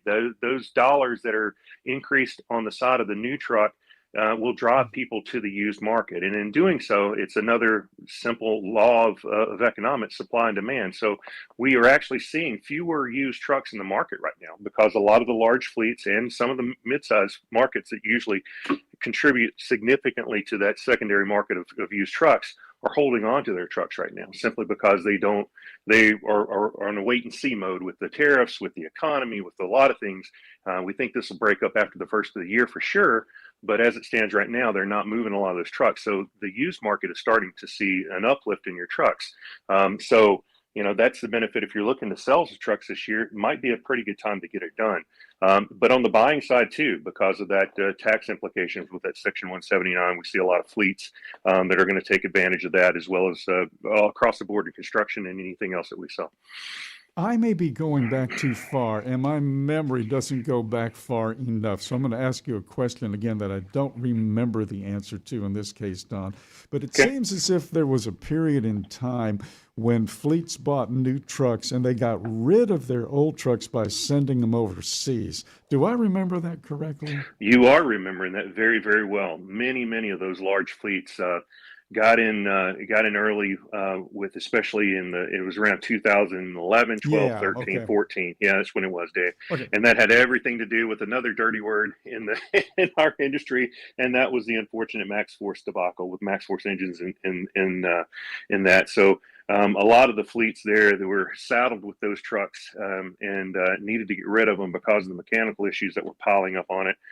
We did sell a lot of those trucks overseas. They went overseas because they can remove those emission systems to make those trucks run just fine overseas, where they didn't have those types of implications and requirements on the trucks. So yeah, that was absolutely right. And then you have some other companies that will do that simply to deny competition access to those fleets. Some of the carriers will do that, especially your public-private partnership carriers will be doing that, and it's to keep their equipment essentially out of the hands of their competition. It's quite unique to see that happen, but we do see several different types of box trucks, in this particular medium duty trucks, that are overseas that were once here in the United States, and sometimes they still have the brand of the company going down the side of the road on it, but it's not carrying the stuff to your doorstep like it used to be. Yeah. So is this that was then, this is now kind of a scenario whereby where are trucks going now? Hopefully they're going to you guys, and you're selling them there at Purple Wave, but we're not. Are we still exporting at all, or is it better to just keep them here now? Because is that issue out of the ballpark? Well, I think that I wouldn't say it's out of the ballpark. Okay, They still do a lot of import. We do a lot of export, especially on the West Coast, headed across to Asia. So Southeast Asia still imports quite a few of the trucks. Nothing like they did 15 years ago. Not even close. We're in the 10 maybe 15 percentile of that at the most. But we still do a lot of North American export. I mean, we see a lot of trucks that trade back and forth across the borders in Mexico and then up to Canada, and it's different flavors for each one of those types of trucks. But yeah, it's still a big deal. But by and large, the 85 to 90 percentile of the trucks sold in the secondary market here in the United States stay in the United States. And that's picked up over the last few years, certainly since COVID, and it has everything to do, again, back to the cost of that new truck. That new truck used to be in that $130,000, $135,000 mark for your normal line truck that the large carriers would buy. that is now in that $175,000 to $185,000 base, and that's before you tack on the FET taxes that we were just talking about. So you got another 12 and a half that you're going to have to add to that when you're buying these new trucks. So that's what's driven that used market, that escalation in price. You're exactly right, coming full circle when we see the escalation of price on the new side, for whatever impacts and reasons that may represent.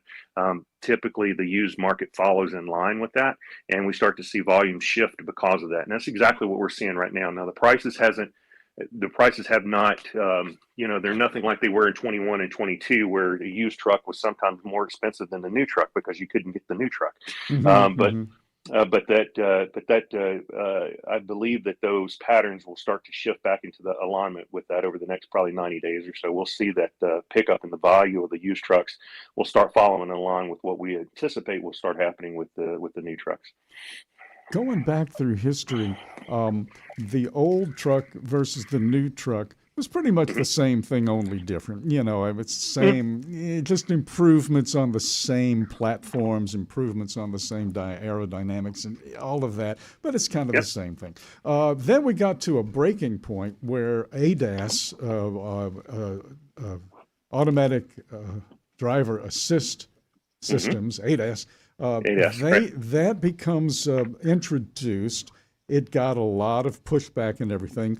But if you're looking at insurance and things like that, insurance premiums and rates, then the more bells and whistles and ADAS equipment you have, the better you are there. So it becomes an economic choice. And now that new truck today is pretty much the same as the old truck today, because it still has ADAS too, maybe not as advanced and things like that, but a lot of updates can be done over the air.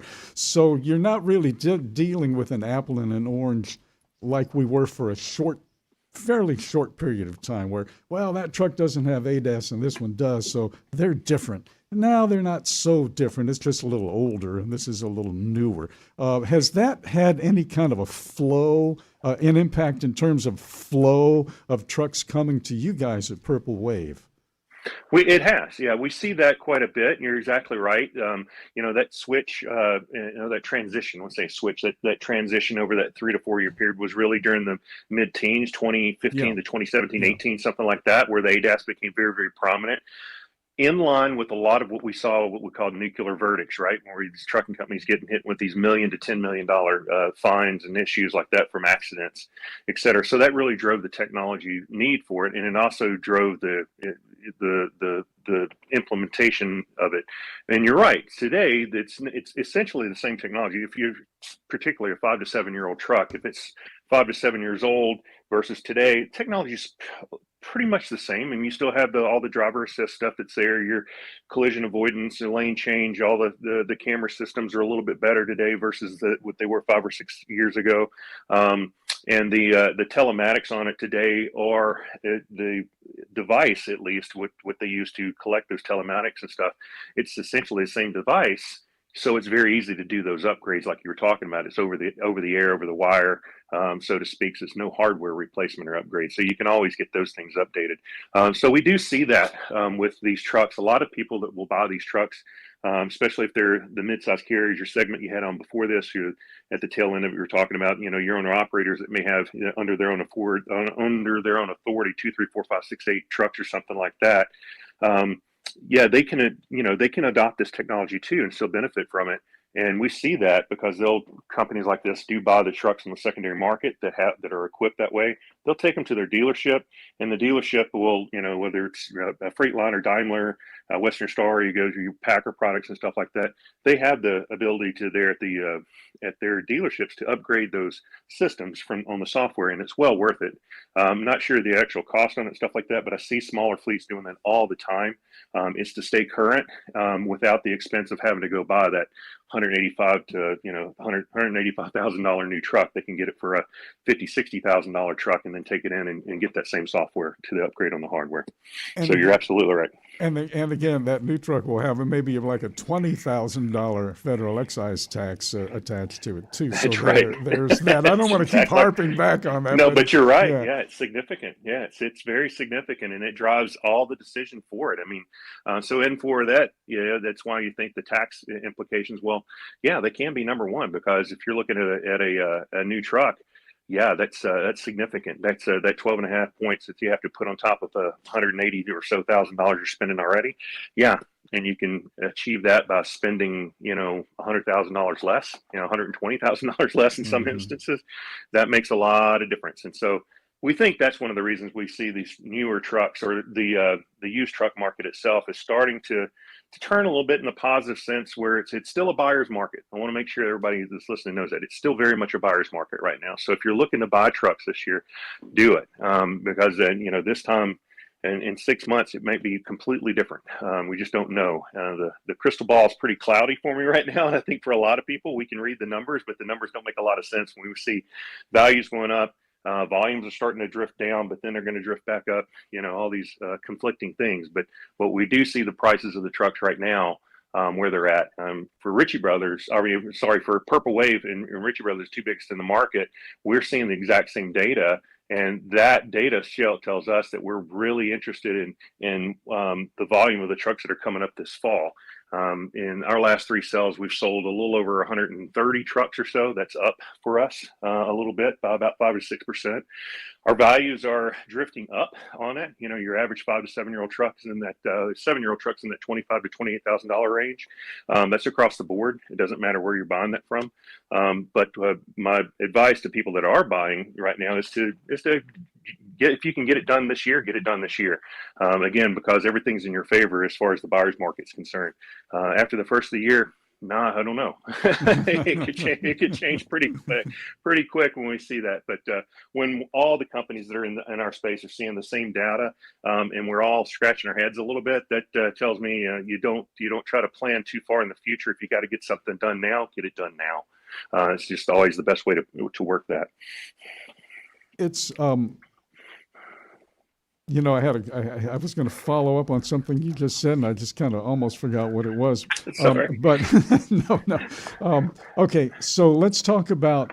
Okay, here's what I'm going to say. I've been around for a long time. So for 50 years or so in my job here on this side of the microphone, sitting on the side of the road watching those trucks go up and down the road, there were guys who got into owner-operatorship, and things go sour a little bit. They sell the truck, go back to being a company. Don't leave trucking. They go back to being a company driver for a while, and then maybe a few years later they go back. So I know a lot of guys through the decades, Don, that have done that. They're in and out. They buy, they sell, they lease, and all of that. What are you telling and there are a lot of reasons why people get out. I mean, it could be personal health and family reasons.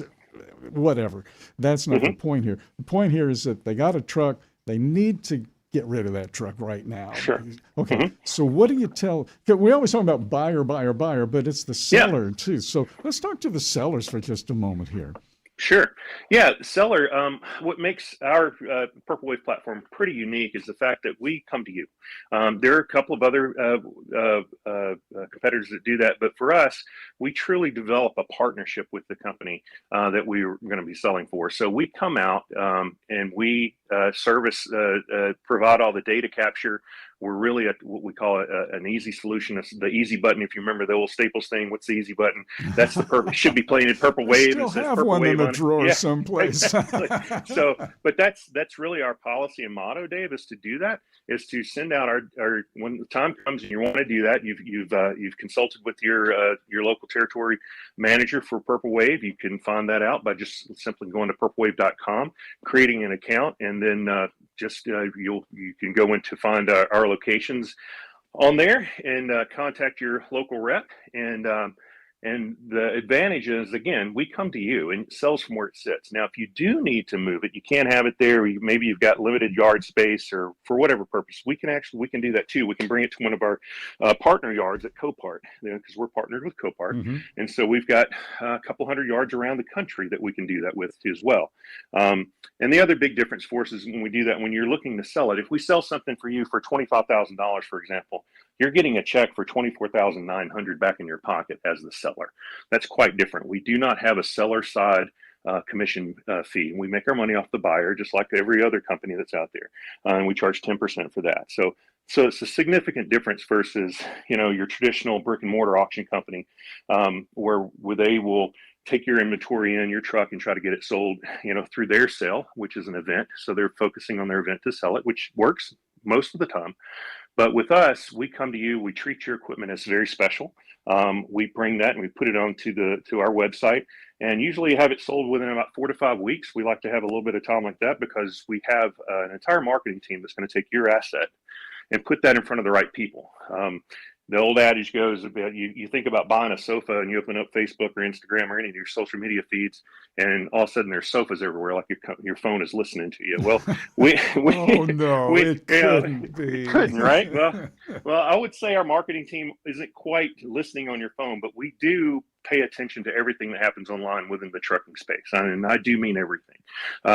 And so when we're doing that, we're able to capture all of our data from our website for every person that was bidding on anything that's ever happened on our website, as well as knowing the markets themselves and the people that are looking for these trucks. We take your truck and put it in front of the people that have money in their pocket and are looking to buy today.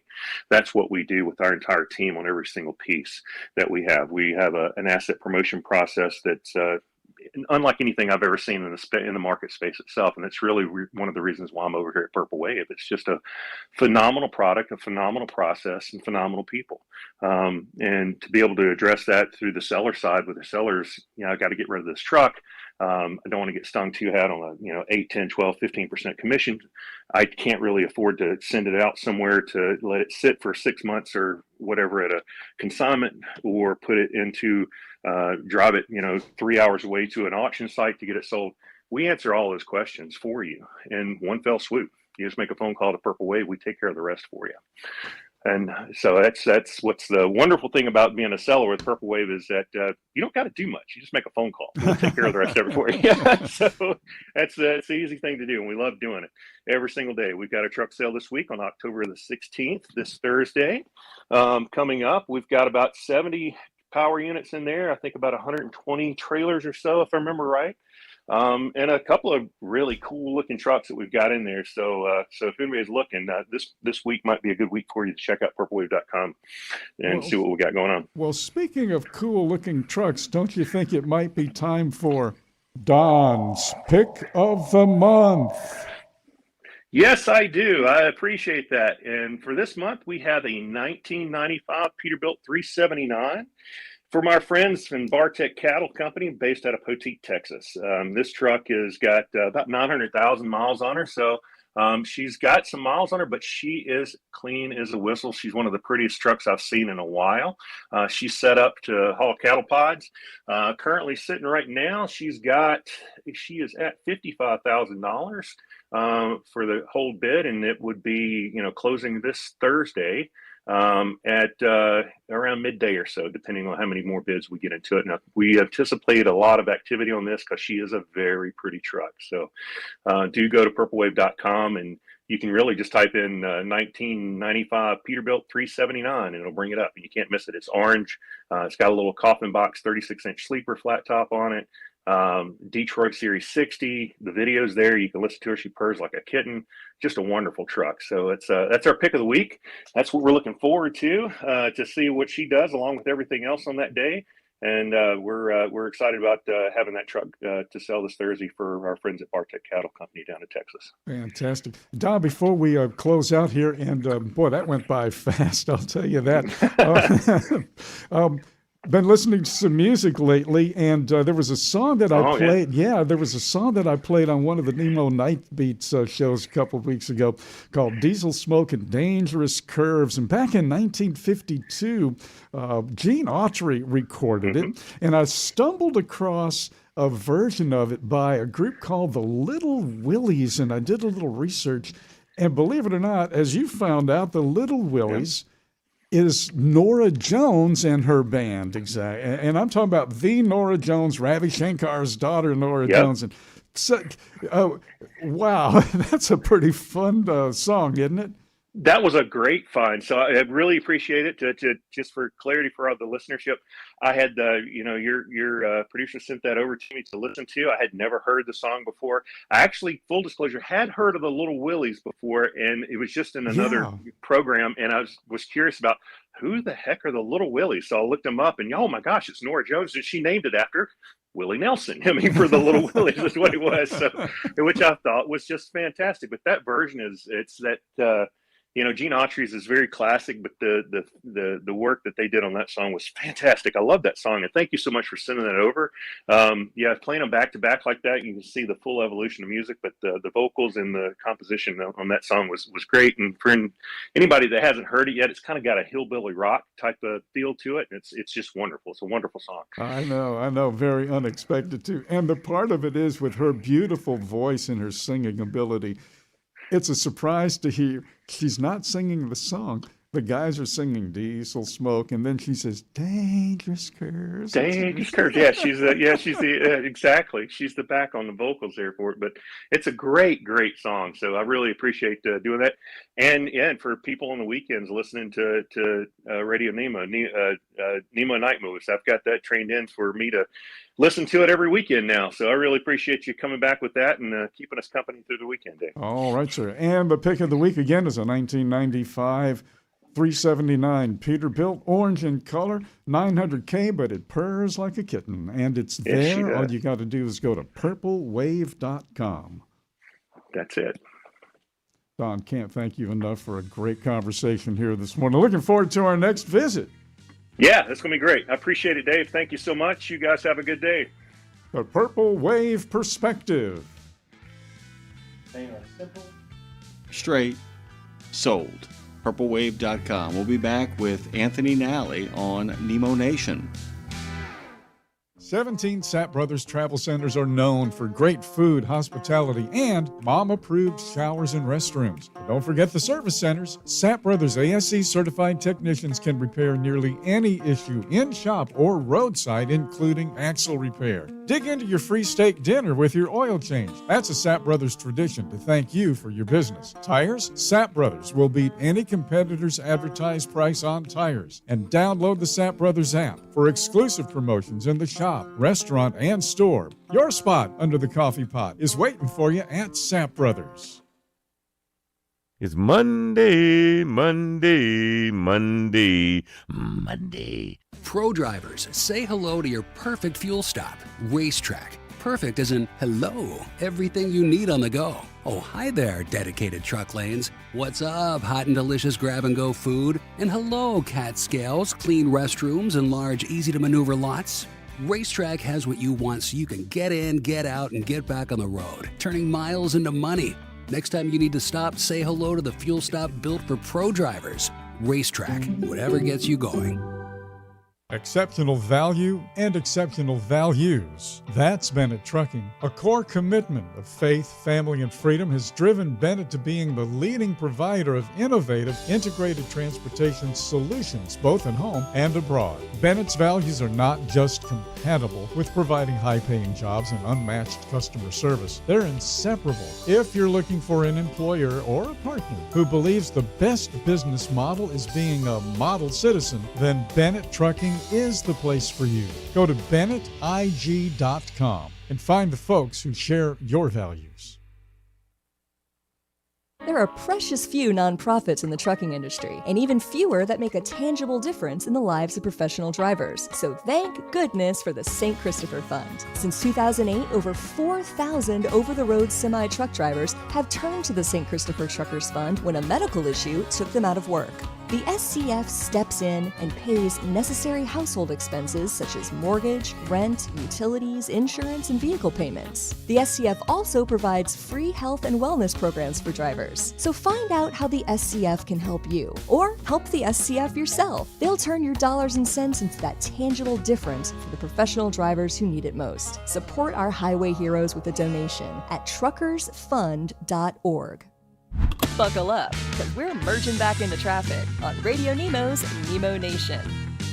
Big thanks to Dave and Don Nash for the Purple Wave perspective, as it were. Our good friend Phone Master Dre is on the case over here at the Fastport Studios, who are doing it not only through technology and recruiting, but they're doing it through people. Big thanks to them for making this studio possible here at the historic Degas House. Our next guest, by the way, as with his other series, The Aviators, is the driving force behind the RVers, also serving as that show's executive producer and director. A longtime wannabe, he's a wannabe no more. He and his wife Lisa and their 2 rescue dogs, another thing that just makes him a great American, entered the RV world in 2015 in a big way. They sold their house and they started the RV life as newbie full-timers. Though he's going to be coming back, by the way, in November to kind of talk about new seasons and such. But we are so pleased to welcome Anthony Nally back. Anthony Nally is here. He's joining us again on Nemo Nation. He'll be on Road Gang Radio next month. It's just good to have you back. How are you doing and where are you? Where am I talking to you from right now? I am doing great. It's great to be back. Thanks so much for having me. And I'm talking to you right now from the beautiful Niagara area. Well, the weather is still good. Getting ready to head down to Phoenix, Arizona for the winter. They're experiencing some flooding down there, which is, I think, a rarity in the desert. But we're looking forward to getting back home to Phoenix. By the way, when it does happen over in the desert, it really happens because there ain't nothing to stop it from happening. I don't know if you heard this. We had a guest on earlier from the Montana Trucking Association. They got their first dump of the year. They got their first 20 inches of snow, and it came a little bit early for them. They were very fortunate. They had a conference meeting. It's crazy. They had this conference meeting. It was a week before the snow came. If the snow had come a week earlier, it would have snowed out their big conference event. So here we go. The weather is changing, although it sounds like Niagara Falls, the Niagara area, is pretty darn beautiful. And you're on the American side? I go back and forth between the American and the Canadian side quite frequently until, of course, it's less frequent when we're in Phoenix. The commute is a killer at that time, but yeah, we like both sides. I wanted to kind of ask you, by the way, in regards to approaching places like Niagara, and this is a strange question, and we'll get into all the details of the great stuff you're going to be talking about here in a second. One of the things I love about approaching large bodies of water or large producers of water, as it were, is that we often get swept in by the smell. The closer we get, the more we become aware of it. The world gets a little cooler. The air seems a little lighter, despite the fact that there's more humidity in it. I mean, what's it like when you kind of approach that area of the world? Well, the water has a great bearing. Assessing it by way of smell is very, very interesting. You're right though. It's a very, very fresh, and there is a difference in, I don't know, I guess how the sensory receptors in your nose work, whether it's a dry sensation coming in or a more moist or humid sensation coming in. But I'll tell you, the one thing that I think we notice most as we're sort of nearing any big bodies of water is really water is the source of weather a lot of the time. So it starts getting windy and starts getting overcast and cloudy. Maybe you start running into precipitation.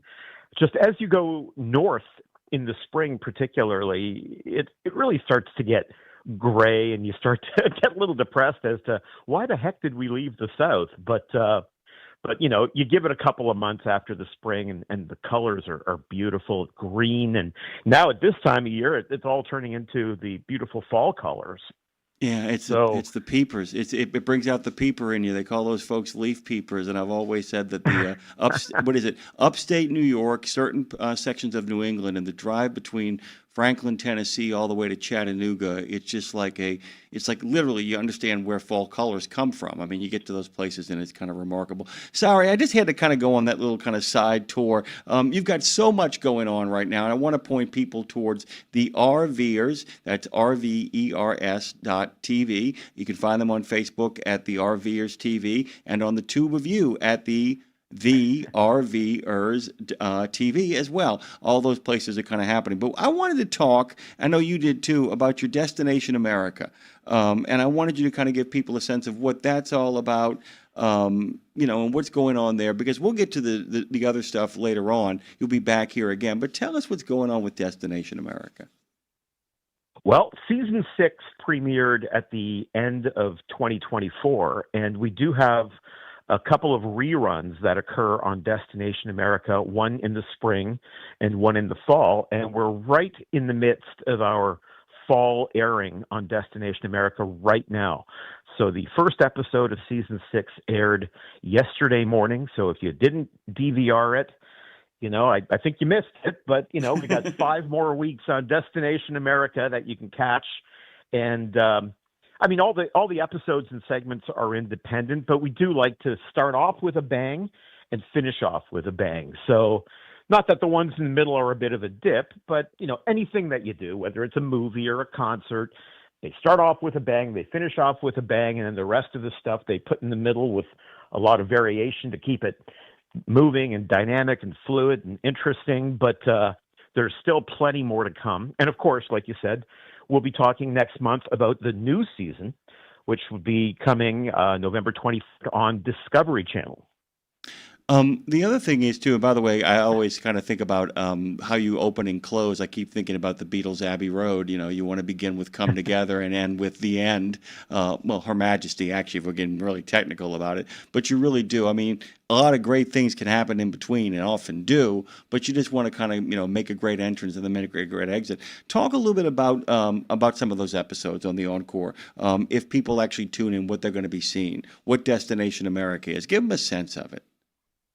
Well, Destination America it's in the Discovery family of networks, and it's a travel-oriented network, and specifically traveling within the U.S. And, you talked about the different regions and, driving from one part to another part, and it gets a little bit gray. But, conversely, whether you're in a big truck or an RV, we have the good fortune to see every single part of this beautiful country.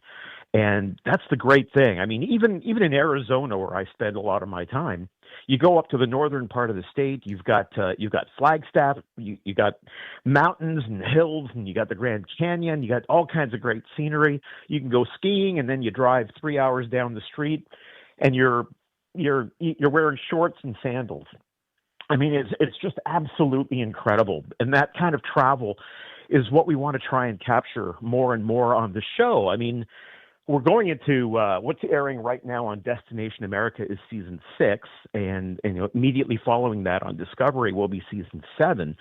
So we've got a good few seasons under our belt here, and we've covered kind of everything from soup to nuts. I mean, we watched the RV geeks replace an air conditioner just to show you that it's a big job, but it's something that you can do. You get the right tools and pull out a nice brew and get ready to go and plan your afternoon, and maybe you can install an AC. I'm not really that guy. I'm more the guy who hires someone to install an AC so that they don't have to undo all the stuff that I screwed up before they can get to their work. But hey, to each his own, and you have to learn to be handy in an RV if you want to keep it moving expeditiously. But yeah, the first several seasons we tried to cover a lot of things, and more people were telling us that they want to see people, they want to see more rigs. I'll tell you, you pull into any RV park or you go any place with an RV that's halfway interesting looking, and everybody wants to catch a look at it because they want to get ideas for their own RV or maybe their next RV. So there's there's a lot of, I don't think it's coveting. I don't think it's RV envy. I think it's just mutual admiration. Yeah, I and like everybody that. wants to take a look at it. That's the culture, right? I mean, that really is the culture. It's not about I have something better than you. It's like, oh, look at all the neat stuff you got. I can't wait to show you all my neat stuff. That's kind of the spirit of it. Exactly. And invariably, no matter what happens, someone's going to have some gadget or some unique configuration that they've put together that is just brilliant that you'd never have thought of yourself. And now they've given you that idea, and now you can maybe implement it or modify it for yourself and improve your experience. I mean, it's just good for everybody. One of the fun things about the RVers, and one of the great things for me about the whole experience of kind of absorbing this kind of television for me is there are a lot of people who don't actively watch television. It becomes background noise, and often it becomes genuine bona fide noise. It becomes, whatever the political outrage of the day is, whatever the salacious gossip of the day is. And it's just nice to know that there is a locale where I can go and every once in a while remind myself that I want to go, that I want to get out there, and I want to actually be a part of the space too. I can't tell you the number of times I've spent a Sunday afternoon, Sunday evening, kind of going through that content and going like, good God Almighty, what am I doing here? Why am I at home? Why don't I get out there? And what you're kind of creating here is one more piece of actually rich content that takes us away from the stuff that is designed to divide us, distract us, and actually raise our blood pressure. This actually puts me in a really kind of what I would call a cruise control, and I mean that in a really positive way. Are you cognizant of that as you're putting this content together? I'll tell you, that is so beautifully stated, and it's such a powerful message. I've said many times over the years with both my previous show, The Aviators, and now The RVers. I mean, these are personal passions of mine that actually, in both cases, with flying and in RVs, that I was fascinated with really throughout my entire life. I just turned 59. Like literally yesterday. Congratulations. Happy birthday. Hey, thank you very much. Thank you. And it took me decades too long to start flying and even more decades too long to start RVing. And, I don't have a lot of regrets in life, but if I do, it's waiting too long to do something that you really, really want to do. So if there was one mission of my shows, if there was a single one, it would be to inspire people to take action to do something that they legitimately want to do for themselves and for their families and not wait. Now, I know, finances come into play and you don't have to sell everything and buy an RV and go full time. You could buy a little inexpensive used travel trailer for a few grand and it's beaten up and maybe it needs some tender love and care to make all beautiful and everything.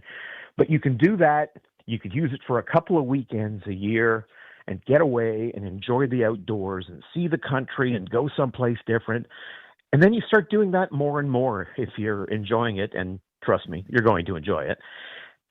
It's really just incredible. It's an incredible way to do things, to see things, to experience things.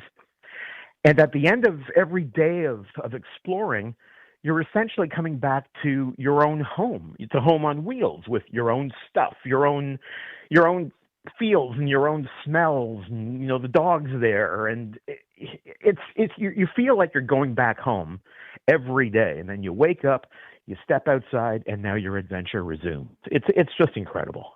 Yeah, and it's incredible too, because the other thing I want to kind of go back to the watching this stuff, and I remind people of this all the time. We live in an era where there are multiple choices of what people can do, where they can take their eyes, where they can take their attention. And I just want to remind our listeners, you actually have choices. This isn't like, this isn't like 5 channels and a cloud of dust back when Anthony and I were growing up in the 70s.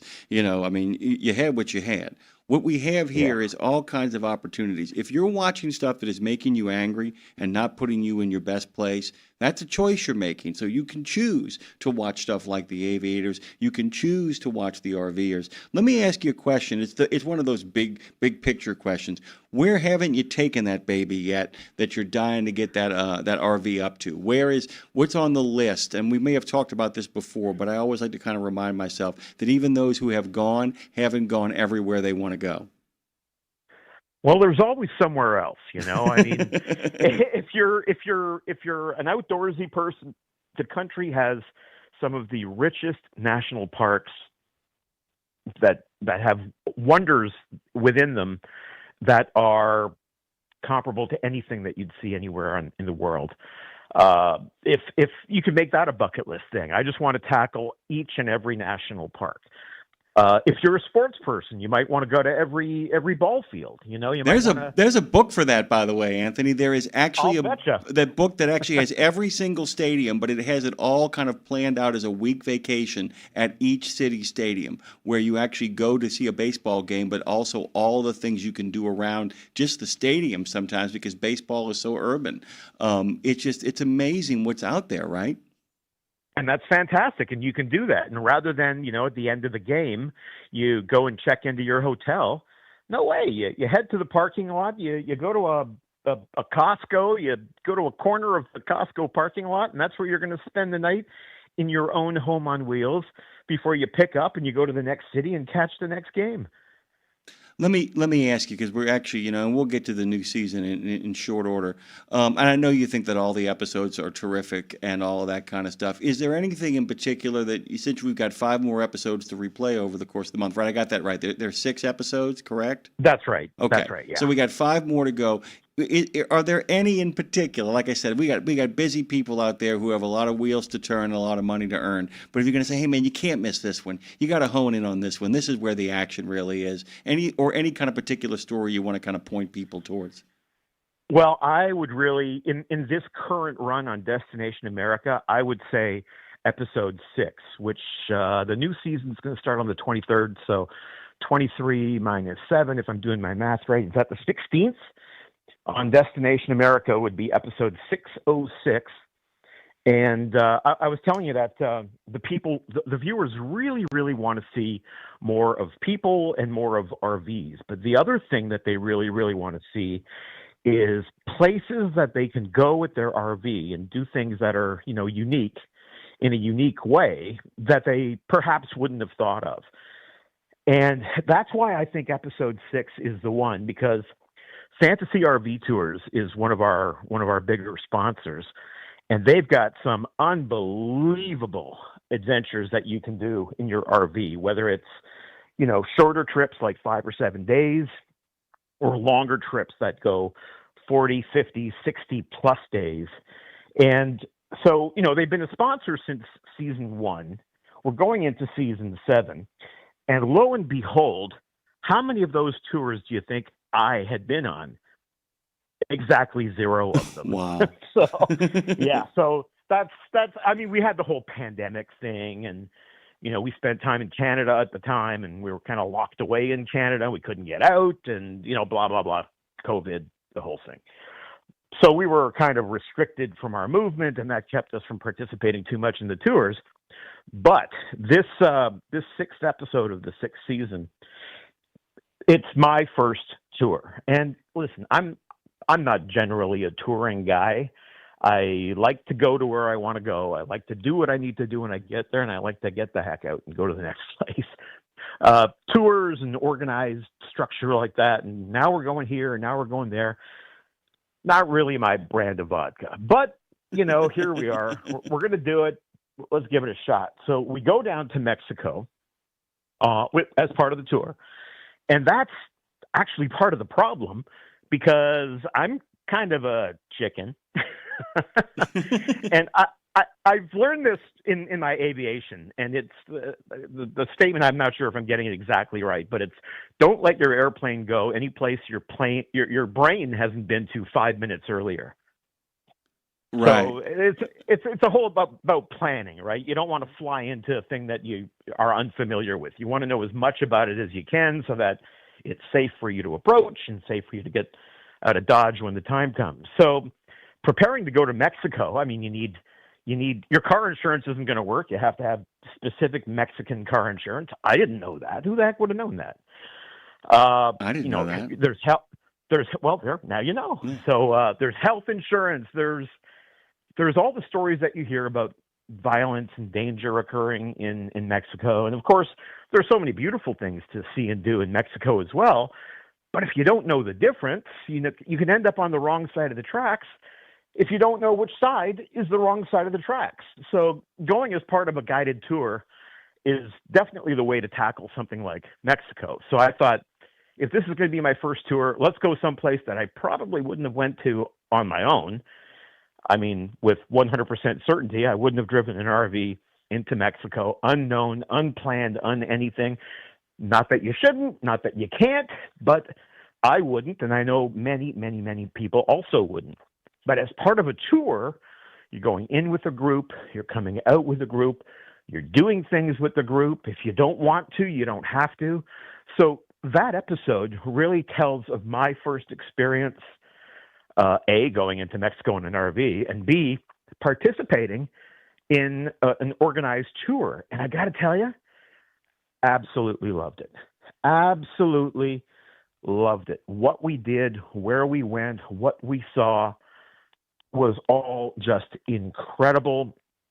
One person that we interviewed on the tour, on the show, said that the thing that they like best about it is you write your check to the tour company, to Fantasy RV Tours, and then you turn off your brain. You just enjoy it. You just have fun. There's no stress. There's no pressure. It's just fun. And you get to meet other RVers, similar-minded, all with similar goals, and you meet new friends on every single tour. And it's just fascinating. And the tour aspect and this travel aspect has been so popular that in season 7, coming up to season 7 next month on Discovery, not only do we have one episode covering travel, but we have 3, because the trip is a massive, massive trip to the Canadian Maritime Provinces. It was one of the 43 or 45-day tours, and we sent 2 members of our cast there who actually newer members of our cast. We'll talk about them too. And they enjoyed the tour. It was a bucket list experience, and they filmed so many great experiences that the story just wanted to keep telling itself. We weren't going to cut it off. So we have 3 episodes coming up in season 7 where, if you aren't familiar with RV touring, by the end of it, you'll feel like you've been on one. It's one of those things too. This is why you got to get, if you guys are thinking about getting this adventure started in your life, you got to get started now, because I have a feeling that when you actually went on that tour, it's like love at first sight. Where have you been all my life?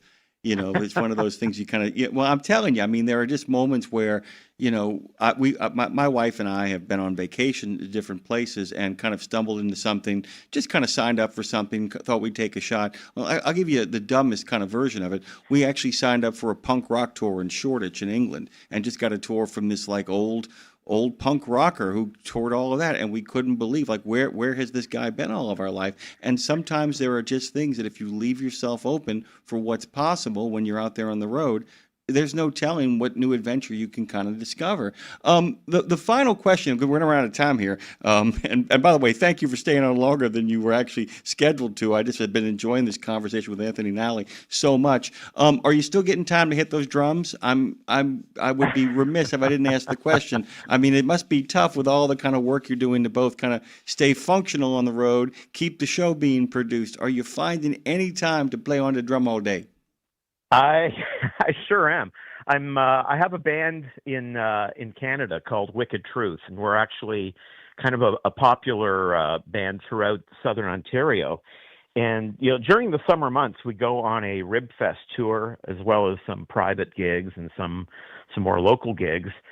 And that stretch is just coming to its end now for this season. But yeah, we get out there pretty much every weekend and put on shows for, you know, hundreds or in some cases thousands of people. And it keeps me, reasonably fit, I guess. Being the drummer, it's I burn off some calories, so that's helpful. And it's so much fun. And then, of course, playing in the RV is a little bit difficult, but, you kind of make do. But at our place in Phoenix, I've got a practice kit, and then I travel with another kit so that I can play with the band. But Yeah, it's a lot of fun. You know, Dave Nemo, my father-in-law, who was doing the last interview, actually is a drummer. And the joke I make is, once you're a drummer, I realize they never stop. And I watch him sometimes during the show. I'm like, dude, you can, of course, keep tempo and keep time. Do it a little bit less heavy so we don't hear it on the microphone bump. You never stop, do you? Even with your fingers, you constantly find yourself keeping tempo and keeping the beat. I think it's kind of amazing that a drummer mentality actually works great on the road, because it really is about keeping a certain rhythm down. You want to really find that rhythm and kind of give the trip the backbone that it kind of needs. Before we get out of here, what did you do for your birthday? How did you guys celebrate it? It was a quiet evening with family, and my wife made a delicious meal, and we all enjoyed it. And then we sat with full bellies, watching the Notre Dame football game. Which one? That was the one against they just played North Carolina State. North Carolina State. Yeah. They boated them. Yeah, 38-7 if I remember correctly. Yeah, they did a pretty good job. They weren't so successful a few games ago, but I think they got their rhythm now. Well, they're also going to make the playoff too, because if Texas A&M and Miami keep winning at the rate they're winning, then they're going to be ranked like in the top 5, which means the only 2 losses, if the Irish can keep winning, the only 2 losses they're going to have are going to be those first 2 games. By the way, I'm really looking forward to catching on the Discovery Channel starting November the 23rd. Just to let everybody know, it's 2 days before my birthday at 7:30. The new season will be coming back of the RVers. If you haven't seen the RVers and you haven't seen the Aviators, I would really encourage you guys to go to TheRVERS.TV, or find them on Facebook at The RVers TV or on YouTube at The RVers TV. Anthony, I can't wait to get you back on the show next month when you, Lindsay, and I get a chance to talk about how the new season's going. And I'm really encouraging all of our listeners to please check this show out, especially if you need one little push to get you out there into the great adventure. Thank you, Anthony. Thank you very much for having me. I look forward to our next chat. All right, my friend. This has been Nemo Nation. Just to kind of let you guys know, we will resume our regularly scheduled Road Gang Radio starting tomorrow from 7 to 11. Woo! And that, of course, is Tuesday through Friday. Tuesday also means that we're going to have another edition of Trucking with Oida immediately following that show. And don't forget, Lindsay LaRue, Miss Lawler herself, is going to have another edition of We Should Write. By the way, if you go to RadioNemo.com and click on that page, you will be able to find every single episode of We Should Write. It gets better and better, and it started good. What does that tell you? It gets better and better, and it started good. In the final moments of the show, I might as well tell you what we got coming tomorrow. It's a dandy. We're going to be talking trucking tributes and, of course, maintenance matters. Those are important things as well. And breast cancer awareness is going to be on the highway to health. This is really kind of fun.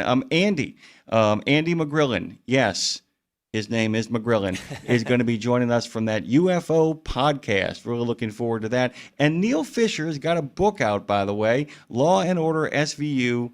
Well, for SVU fans. It is a book for SVU fans. If you're a Law and Order SVU fan, they got the book for you. And, of course, it also means another edition of Country and Western News with our good friend Lindsay Lawler, who will be taking us down the road starting at 9 in the center to help you guys go about the business of getting a life. We'll give you a living with a little maintenance, with a little trucking tribute, with a little bit of awareness about especially the ladies, but also those who care about the ladies in their lives, some breast cancer awareness, and then we will rapidly shift into the spooky season with a UFO podcast and a little SVU.